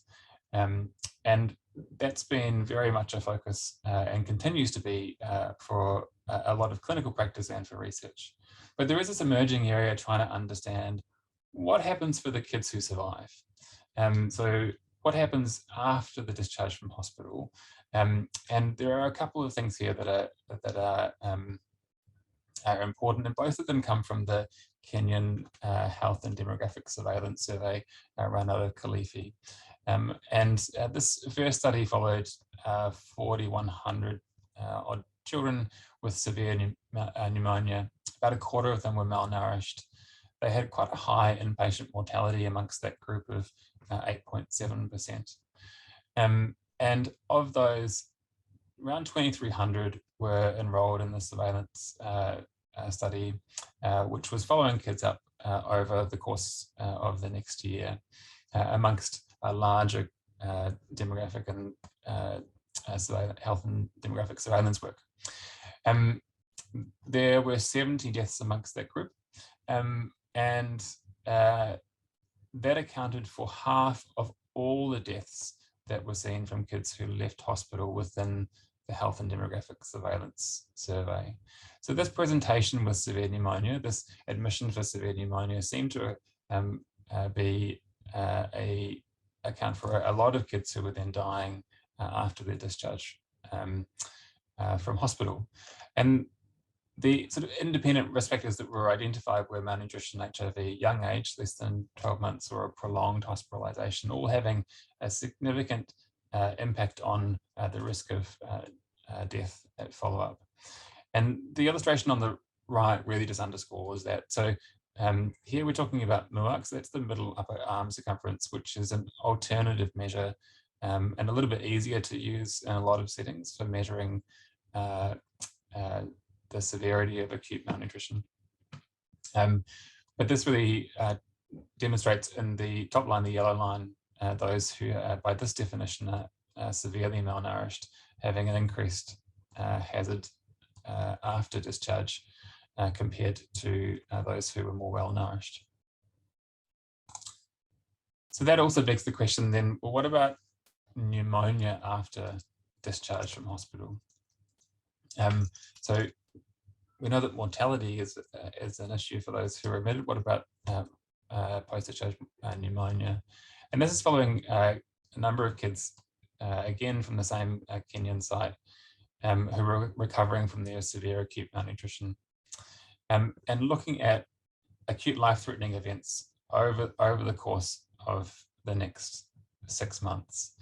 And what was identified was that severe pneumonia was the most frequent event that happened in that follow-up period. But also importantly, that the reduction in pneumonia risk seemed to fall behind or come after improvements in nutritional recovery. So using those kids who remained at a weight for height Z-score of -3, so those who remained malnourished within the group as the reference group, and looking at those who achieved a weight for height Z-score of greater than -2, the hazards ratio of a pneumonia episode in recovery slowly dropped, that is improved from 0.51 to 0.3 to 0.18 across the 6 months. These were all kids who had recovered by that definition of their severe acute malnutrition, but they weren't showing the improvements in reduction in risk of pneumonia for some time. And so it really underscores that there is this period of ongoing risk despite a clinical appearance of nutritional recovery. So we couldn't stop without saying something about etiology, except that largely what there is to say about the etiology of pneumonia within the context of malnutrition is still largely not well understood. And within PERCH, I haven't seen a published outcome yet, just looking at the subgroup of kids who were malnourished, but I understand it's underway, and that will be an important etiology component to add. I've just put in this diagram here, reflecting back to some of the work that Mohammed Chisti and colleagues at Melbourne did some years ago, looking at a pooled analysis of different studies that tried to address this question. And it's always been of interest that Streptococcus is lower than we might expect in other settings, but I think we need to recognize that that's explained by the preponderance of kids with malnutrition to have lots of different infections, including enteric infections and gram-negative infections, and to not just have one episode of infection at any one time, as well as the inherent difficulty of accessing appropriate samples for etiology determination in pneumonia cases. There are several studies within this pooled analysis that did identify that pneumococcus was the most common cause of pneumonia. So there is some variation around, and I think it's an area that we're going to end up wanting to look at more closely, and potentially using a vaccine probe approach to really try and understand that. And I hope by this stage, part of you is kind of thinking, well, why? What's the reason behind a lot of this? And I think there are a few things to sort of underscore with the interaction between pneumonia and malnutrition. And one is that we've understood for some time that undernutrition leads to infection, and that an infection itself can drive poor nutrition. And so there is this vicious cycle that floats around. Malnutrition is also a whole of body disease. So there is a lot of severe physiologic dysfunction that these kids come in with. They come in with reduced muscle mass in their respiratory muscles, and reduced cardiac function, electrolyte imbalances, and so on. And we still have a question in the background about understanding exactly why do children with malnutrition die of pneumonia. Whether the pathophysiology of that is the same as other well-nourished children is not clear. But there are also important features of immune dysfunction in malnutrition that are important to highlight. And here I've just taken from a couple of studies some diagrams that try to demonstrate this. And the one on the left is really trying to look at the lymphatic and hematopoietic effects. And the one on the right is identifying there are a number of factors that are not influenced by malnutrition in immune function, and others that are certainly so. And they really get grouped into a pretty well-described mucosal barrier dysfunction, understanding and coming from a lot of previous work on diarrhea and enteric infection and associated sepsis, UTIs, and so on. There is a less well-described but well-looked at issue with innate immune function. So total white blood cells tend to be preserved, but dendritic cells are reduced, resulting in difficulty of presentation of antigenic material. There seems to be impaired neutrophil function and lower complement, but despite all of that, a very robust acute phase reaction that these children are generally able to mount.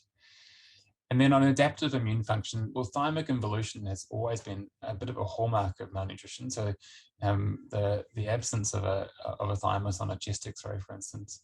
But there appear to be normal circulating T cells. And then B cells are generally reduced, but producing a normal level of antibody, which seems to reflect this shift in cytokine response that moves away from a Th1 to a Th2 promoting cascade. The groups who have looked at this data in review have consistently commented that what we lack at the moment, understanding the immunology side of this work, is a lack of up-to-date data, a lack of longitudinal studies, randomized controlled trials, studies that use well-nourished children as comparison groups, and also studies that take modern laboratory techniques into this area. Anyone who's looked at immunology in the past 5 years will have seen that things have moved very quickly and provide a lot of opportunity for us in low resource settings. So I'm just going to now turn for a little while to talk about the PULSAR study. This is a study called Pulmon Saudável, which means healthy lungs in Teton, the native language in Timor. The idea of the study was to first really get a sense of what was presenting to the National Hospital, and to do so in a context of pre-PCV introduction.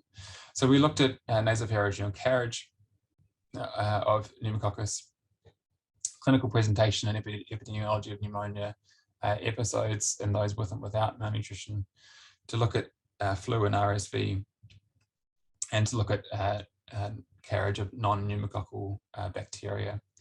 I'm going to present a few things, as I say, on some of this, but we're still very much in the process of digging into the data now, and Nevio's preparing his PhD papers based on this. So we saw all kids 28 days to 5 years of age who came into the hospital and presented with clinical pneumonia, radiologic evidence of pneumonia, or a severe acute malnutrition. We gathered nasopharyngeal samples, clinical data, some background surveys on dietary use and home life, chest X-rays, and the like. This is the team working in the hospital, and this was one of the first sort of prospective longitudinal projects that we did in the department, in the paediatric department in the hospital. Nevio here in the centre with a research nurse and research doctor who still work for us at the moment, and they really did underscore again the importance of just building strong relationships and having buy-in for what was understood by the community and by everyone working in the area as a really important question. We enrolled around 600 kids over the first 12 or 14 months of the study, and have about 500 samples that we're working our way through. So I'm going to talk about some preliminary results, and I think the first slide here really underscores the current problem that persists. So this is just a diagram showing hospitalizations by month for children who between the ages of 6 and 59 months. There were on average around 15 cases a month of severe acute malnutrition and 18 for pneumonia. And around 48% of those with malnutrition also had pneumonia. So again, it reflects some of that story we knew before. It also starts to speak to the story of the peak that is seen in the wet season, and the real stress that places on care and management for staff. These are just some data looking at the first few months of the study.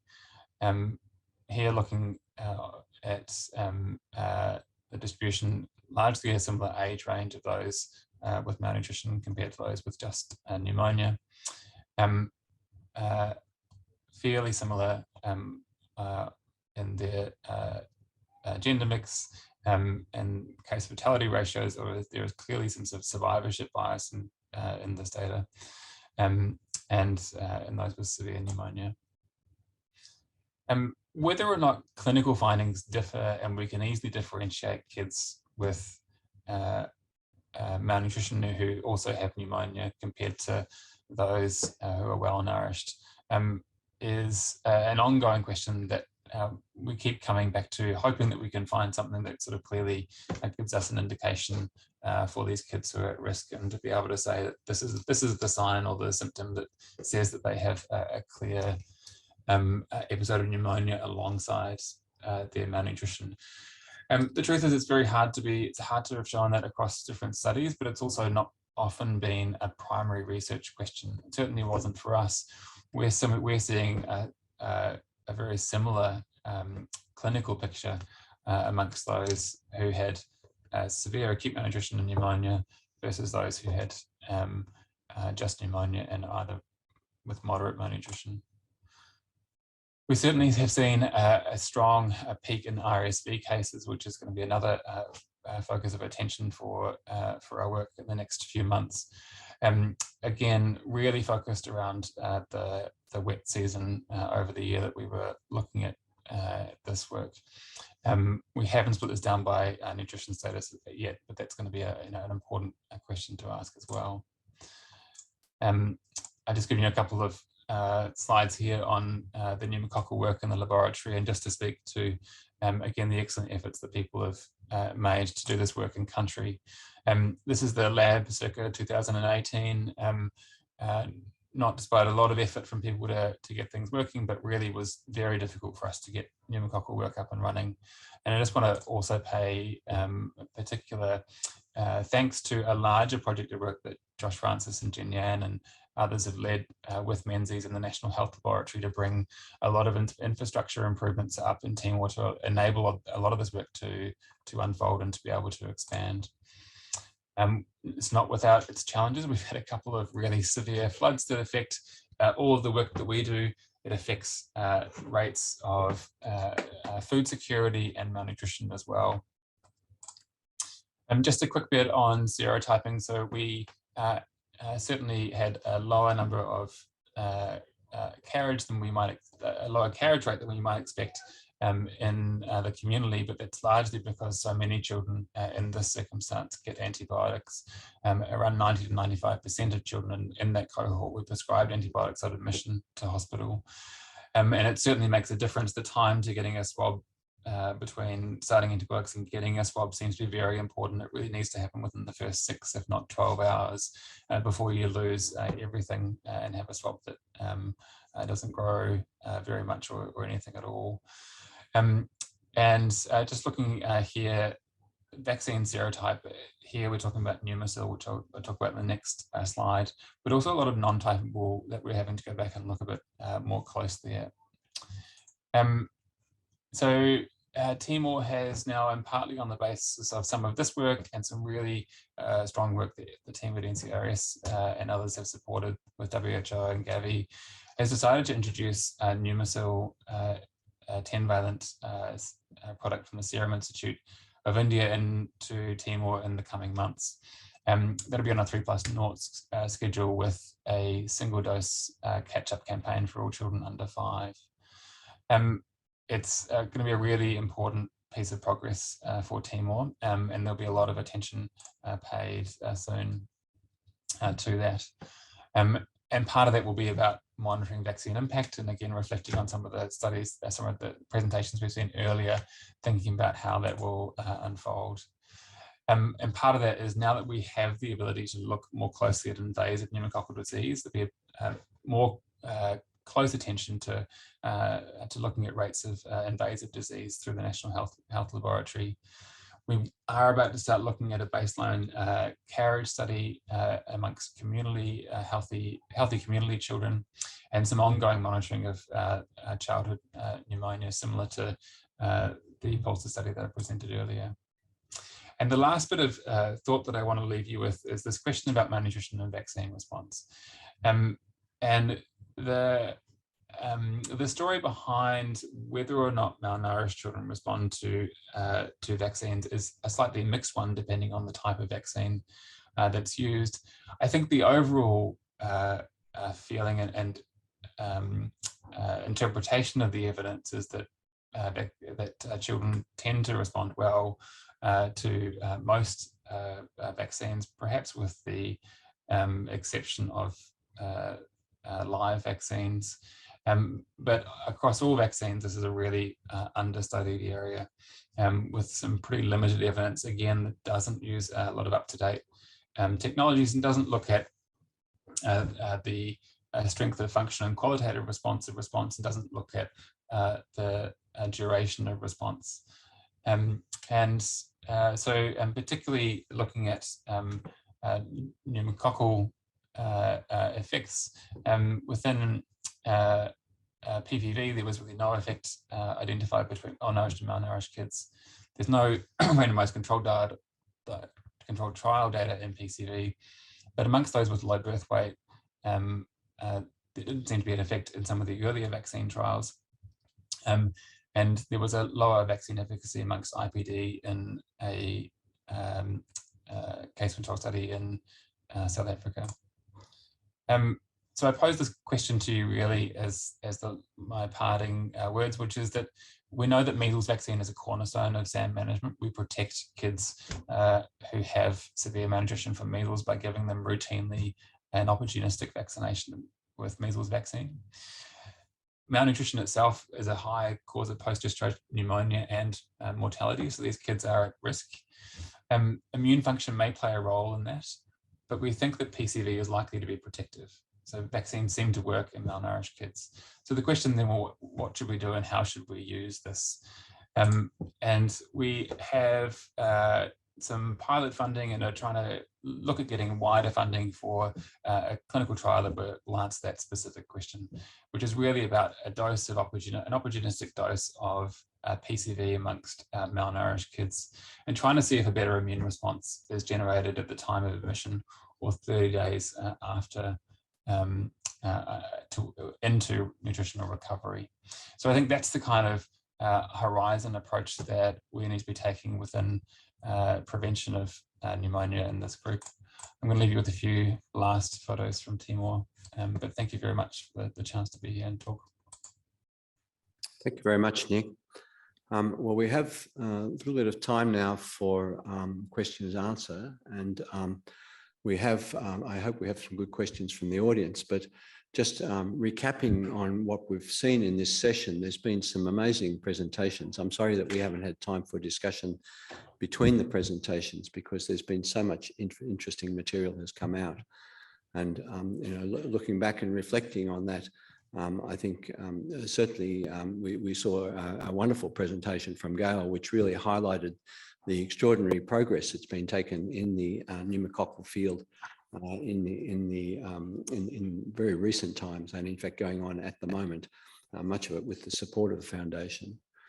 And then we've seen in series of presentations on different aspects of this, and certain things sort of stuck in my mind at least. And one of those was the really I think it was the last comment that Amanda Leach made in her presentation, which was about the lack of head-to-head studies, and how 10 years after we've had these two current pneumococcal conjugate vaccines, we start to see really important head-to-head data coming out.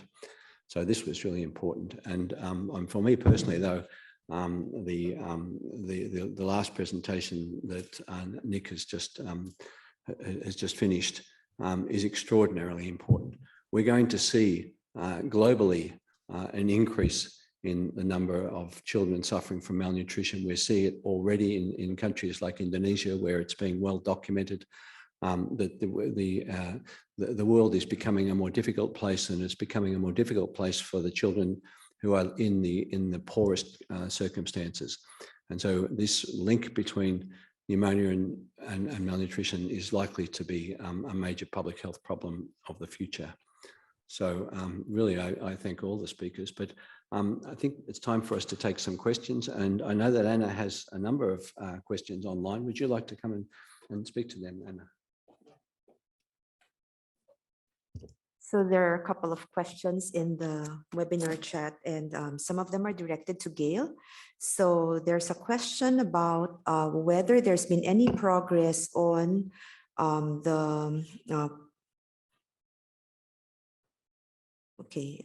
let me just check.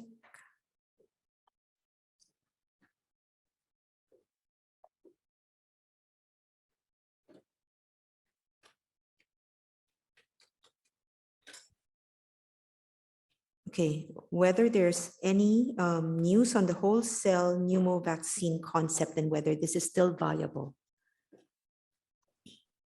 Yeah, hi. The latest that I know about that is that in the phase 2 toddler study, there was a safety signal, and therefore, from that stopped a progression to a phase 3. Not sure if this is going to be relooked at some point by the Indonesian researchers, but it was unfortunate that it had a signal that then stopped its progression. Then there are two more questions for you. So first is, with the known limitations of the 0.35 cutoff and its correlation with protection, and the sequential use of non-inferiority studies as new PCVs are developed, do you think it's time to reconsider the criteria for evaluating new PCVs? And what do you think the chances are that the higher valency vaccines would be non-inferior to PCV7, given that we know that PCV10 and 13 tended to have lower antibody levels? And now you show that the latest vaccines also tend to have lower antibody levels than PCV13. Well, this is a complex issue, and I appreciate the question. And yes, what has happened is that the immunogenicity from 7 to 10 and 13 and now to 20 decreases with additional serotypes. The question is that we have a correlate of protection of 0.35 based on efficacy studies, on several efficacy studies done in the past, and for any possibility doing efficacy studies in the future due to the widespread use of the vaccines. But I think we need to move from 0.35 potentially to serotype specific correlates that are a lot different than just a plain 0.35. There's some work by the UK in Nick Andrews' group that looked at this and established serotype specific correlates.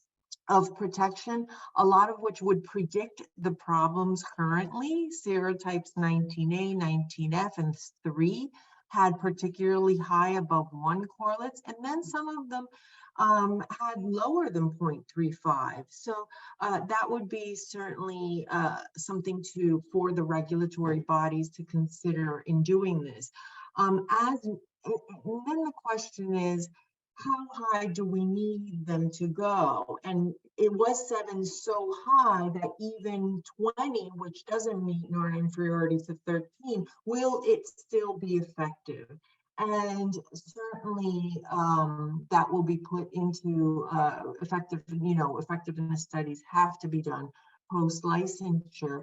But I think that decrease in immunogenicity with new serotypes included into the new vaccines really tells us that we need to look at other ways, and those ways would be definitely doing booster doses, which we think, which we know increases the level of all of the serotypes, certainly much higher than 0.35.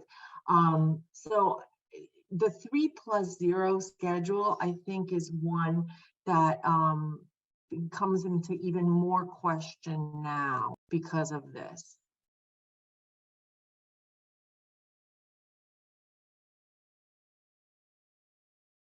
To the floor and find out if there's any questions from the audience. You mentioned that GSK has recently acquired the Pneumococcal 24-valent PCV. And with that in mind, and with the development of Pneumocil, do you have any insights into the likely continuation of Synflorix moving forward? Yeah, I don't have any insights into that. I think that I'm not really sure. It would be hard to think that you would continue a 10-valent if you had a 24-valent in your portfolio that worked well, unless there is some evidence of non-typable Haemophilus that as yet, as Amanda has mentioned, hasn't panned out to work well. So what I think I maybe didn't mention, and certainly something to consider with 13 and 20 in the same company as well, is to what the ethical issues are to continue giving a vaccine with less valencies when there is one with more valencies available.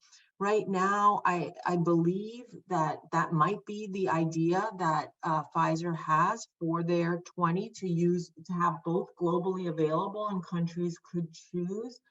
And based on potentially that low middle income countries don't have as much advantage from the additional serotypes than high income countries would have. And it's a point of controversy. I guess everybody has strong opinions, but I think that, having valencies that are in the 20+ range, even if the share of increase are small, rather small, 5, 7, 10% versus 20 or 30% in high income countries, the burden is so great in lower middle income countries that this is significant amount of disease. So I think it's a controversy that I know will have all of us involved in, and just wanted to leave with that thought in mind. Thanks, Gail. I mean, actually, we are sort of in danger of seeing rich country and poor country products emerging. Not just with pneumococcal vaccine, but we see this with HPV and probably with other vaccines. Though one of the striking things about the presentations that we've just seen, though, is the difference between PCV10 and PCV13, that is PCV10 Synflorix and PCV13, in terms of their first dose responses. And this was very clear from Amanda's study. And in fact, when I presented our Vietnam study yesterday, there was a very clear difference between those two vaccines in terms of the dose 1 responses when they were given as a 1+1 schedule. And that difference was reflected in a difference in their impact on carriage. And so it does raise questions about potentially losing a vaccine that has great value, particularly in terms of early protection. I'm going to ask for questions from the floor. The first hand that went up was Catherine's, but is that, did you want to speak, Catherine? I guess I was just thinking that, you know, the landscape's going to be hugely complex over the next few years. And I guess, Chris, I was interested in your reflections on how on earth countries are going to make these sorts of decisions, and maybe from your experience with Australia, but thinking about how that might apply in other settings. Yeah, $1 million question. It is complex, and I think the challenge is we don't have all the inputs at the moment, and certainly COVID time has highlighted the gaps within those inputs. I do think we need to both have the prospective studies that we've talked about here, but also get our modelers involved in actually modelling different scenarios as we go through this, to really tease out what is likely to have the biggest impact going forward on disease, because it is likely that, you know, those making decisions will have 4 vaccines on the table to have to make a choice from, and that's not even considering mixed schedules. So you know, this is challenging going forward, and I think the only saving grace is we've got a couple of countries that are introducing these newer vaccines or looking to these vaccines just slightly ahead of us, and so we do need to understand what data is being collected from their programs to inform our choices.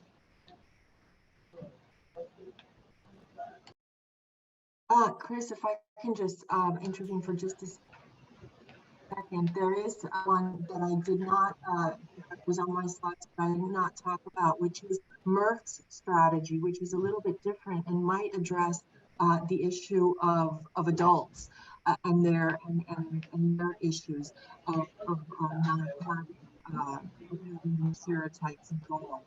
And they're looking to make a 21-day vaccine for adult use that would not include the normal pediatric, Prevnar 13 serotypes. So that would be, so count on protection from child immunization and expand it with another type of, with another conjugate that would have a wider, adult type, serotype.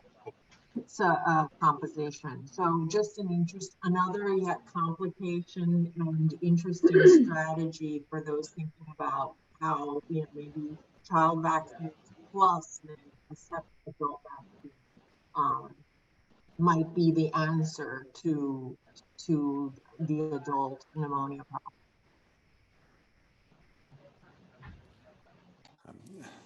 Thank you very much. I'm looking for questions from the floor. On the malnutrition story, and I just want to make a personal comment. I think this is extraordinarily important, what's being presented, and it's amazing that there's been so little research done into this field. We certainly did a study like this back in the Gambia, and at the time we found that the immunity of children suffering from severe malnutrition was comparable, in fact, to healthy children. And this was in sharp contrast to what had been reported from South Africa years earlier. And yet when we presented that to the South African colleagues, it emerged that almost all of the children in South Africa who'd been studied had been in the post-measles phase. And so measles then was then complicating the study of immunity and clouding the whole area of what is the immunology of malnutrition. It's quite a complicated area. So I'm very pleased to see this work going ahead. Fiona, do you have a comment to make? Yeah. No, thanks. Thank you to everyone for their presentations. Fiona Russell here. I suppose it's a comment really in regard and a follow on from Catherine and Chris's reply is how do countries make decisions? Well, that's sort of one of the themes of what we've been discussing these last few days is in the absence of really any surveillance, and there's a randomness really to the serotypes that kind of pop up. 24F came out of kind of nowhere. I don't think anyone really predicted that. I don't know if it even existed, you know, a number of years ago, and now it's sort of really an issue. And so I think there's, you know, the surveillance issue. We've heard a lot about QALYs and DALYs yesterday about, you know, what's the additional benefit of these additional serotypes. And then coming back to the adult work of Peter and Claire, we did work in Fiji with the Fiji Ministry of Health, and they're one of the few countries that use the Synflorix, the GSK 10-valent, in a 3-dose schedule, 6, 10, and 14 weeks of age. And we found really good effect of that in carriage. So we found reductions in vaccine types in carriage in, you know, the infants, the toddlers, the older kids, and also the caregivers. So evidence of indirect effects. We also found reductions in invasive disease in all age groups except, we did also in sort of the elderly, but we had very small numbers. So don't really, you know, can't make much of that really. But we didn't find, we certainly found a good impact on childhood pneumonia, but we didn't find the indirect effects in adult pneumonia in those over 55 years of age. And this is 5 years, in the 5-year period after the introduction of the vaccine. And we actually found an increase in adult pneumonia.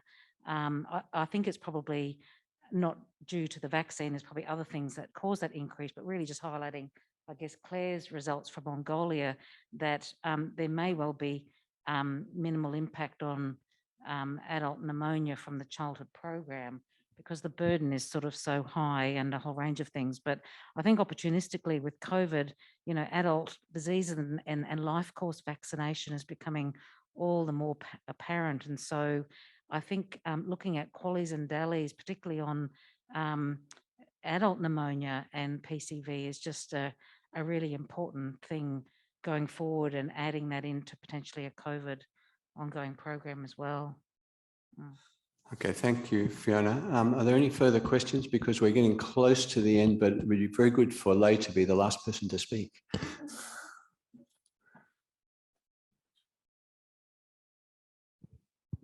So my question is for Nick for the malnutrition part. I think malnutrition is very important, especially in the low-income countries and, you know, countries like where you conducted the study. And you mentioned about the immunological issues, and then more or less, even though malnutrition, they have a good immune response, and vaccine can be important. And I think conducting a study for malnutrition, you know, children as a cross-sectional study is kind of a usual way, and we can do it. But doing a prospective like vaccine trial among the malnutrition is challenging in the fact that we already know the child are malnutrition and require, you know, support for that part. So in terms of ethical issues, how would you consider to support the malnutrition part at the same time while you're doing the randomized control trial in this population? Yeah, it's a really good question, and one that we have thought about a little bit. And I think on the broader topic of the immunological impacts of malnutrition, I think measuring vaccine response is one way of understanding what's going on with immune function. And there are a number of other things alongside that that are really important to try and look at, and that's where some of the longitudinal work would come in. Within the context of a clinical trial specifically, what we have set about to try and do is to say that all these kids will get treatment and they are likely to all benefit from PCV. The sort of evidence is fairly strong that that should be the case. And what we've suggested is that the importance may be about at which point is vaccination most useful? Is it as soon as you see a child who's malnourished, or do they need a few weeks of nutritional recovery before that benefit is at its maximal? There is certainly a question amongst that about whether there should be a control group within that. And I think the way that we have landed discussing that is exactly the point that you're mentioning, which is that it felt for the community and for us as researchers unethical to have a non-vaccine group amongst that kind of clinical trial, just on the basis that we think there will be enough benefit to have the vaccine, that to leave some without it would not be appropriate, especially in a country that's now introducing PCV. Thank you. Okay, thank you. I think we're drawing to a close now. Before finishing this meeting and before passing to Claire to close the meeting, I just want to say a few words about Yana Lay. Particularly, I'm very thankful to Chris and to Willie for raising Yana in their presentations. And so I just want to say a little bit about who she was and what happened. Yana was a young woman. She was a graduate from Darwin. She grew up in Darwin, and she was a brilliant science graduate whose marks in her science degree at Flinders University were good enough for her to go straight to a PhD. And she did do that PhD during over a period of a number of years from about 2013 to 2019, while she was working in Laos and in Vietnam, and she got to know many people during that time. Since completing her PhD in 2019, she went quite quickly to work with WHO, and she worked with the WHO office in Laos and actually has really had a fantastic record in terms of her organisation and her sense of public health. She really was respected within the office and within the region as somebody who was going to be a leading figure in the World Health Organization. And that was reflected by the fact that I know that she had several offers to work elsewhere with WHO during that period.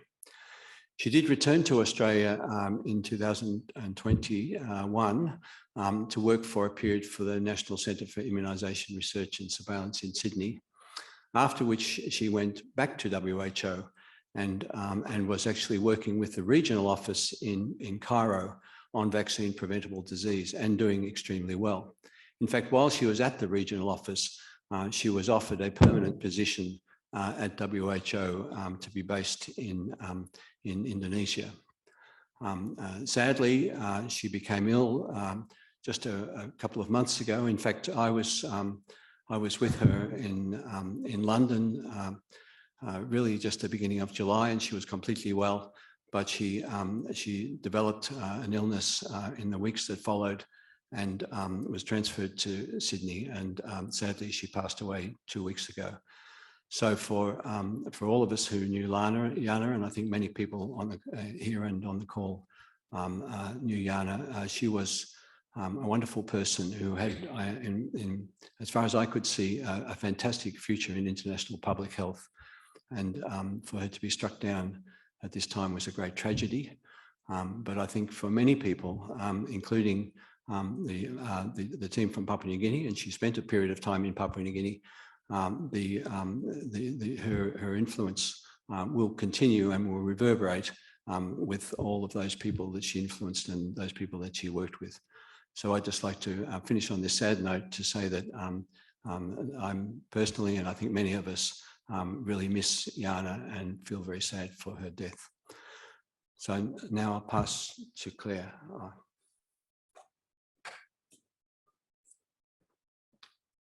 So thanks, Kim, for summarizing about Yana. I never met her, but I think from what I understand, she was an inspiration to many people. So thank you to everybody for attending, especially to those who have made it to the end. Darren said that we did really well. So I think our peak attendance was about 80 people online and in person combined. And registered in total, we had people from 28 countries. And it was good to see that people working kind of in key portfolios in PCV in the region were able to attend. So ranging from people in academia, clinicians, policymakers, as well as some people from industry. Fiona summarized really well this morning from the previous 2 days, and both our chairs in the first session and in this session really summarized kind of the proceedings for today. So I won't bore you by re-summarizing what was already discussed, because I think that was well done. So I think just to acknowledge all the people that really contributed to this. So the funders, the NHMRC CRE grant, obviously, that funds the CRE, as well as the Bill and Melinda Gates Foundation, who gave us additional funding for the seminar so that more people could attend in person. To the organizers, I'm sure Darren's been really great.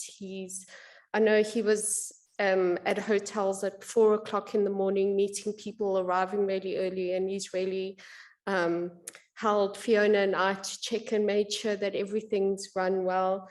To all the other co-organizers, all the people, all the investigators here at MCRI that help. So Catherine, Paul, Ryan, who's the ELC coordinator, Natalie, Kim and others that really contribute to the CRE, the early leadership committee. So I can see all of you sitting up there.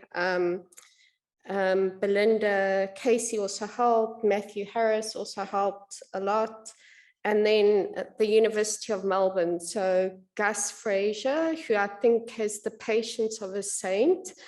I don't know how you deal with people organizing seminars. The fact that you're still sane, I think, and just the fact that you've held it all together. We really asked Gus a lot to do this. We kept adding things at the last minute, and he just went with it and made sure that it all functioned really well. So we really appreciate that, Gus. David Pethick as well from the University of Melbourne. All the chairs, thanks to everybody who chaired. I know that for some people it was the first time, and you really held everybody to time. To all the speakers, it was great. And the panelists, I really enjoyed all the talks, and I appreciate the time that everybody and the thoughtfulness that people put into their talks. To Anne for taking the photos. Even though she caught some of us unexpected, so hopefully we can delete some of the photos as well. And then to all the attendees, to the great questions. And yeah, hopefully I haven't forgotten anyone. I'm looking at Darren, I'm like, Darren, have I forgotten anyone? So hopefully that's, but if I've forgotten anyone, thank you. And thank you to everybody for coming. And we want to do photos, so I think it would be great if we could get one photo with everybody here, and then also we'll just do the investigators after that. And I think Fiona has gifts to hand out. Yeah. No, thank you to Claire for summing up and all the thank yous. So I just want to second all of those thank yous as well. So everybody's contributions has been, really fantastic, and we really appreciate everyone's time they've put into their talks and attending and travelling long distances, and their participation and enthusiasm and things. So I particularly want to thank Claire for organising us for the CRE in general, and also of course to Darren, if Darren could come down too, who's been just extraordinary, and it's just been such a smooth process. So Darren is one of the most organised people I think I've ever met. So yeah, thank you to both. Yeah. Photos now. Yeah. Oh yeah. So we're going to have some photos now, I think, with the investigators. Is that right? How's it? So everybody first. And everybody first. Yeah. Okay. If you want to be in a photo. Maybe we can wrap up the online session. Oh, sorry. Oh, yes. And thank you for the online attendees. Gus, if you wouldn't mind just wrapping up. Thanks everyone online for joining us for the past 3 days as well. Thank you.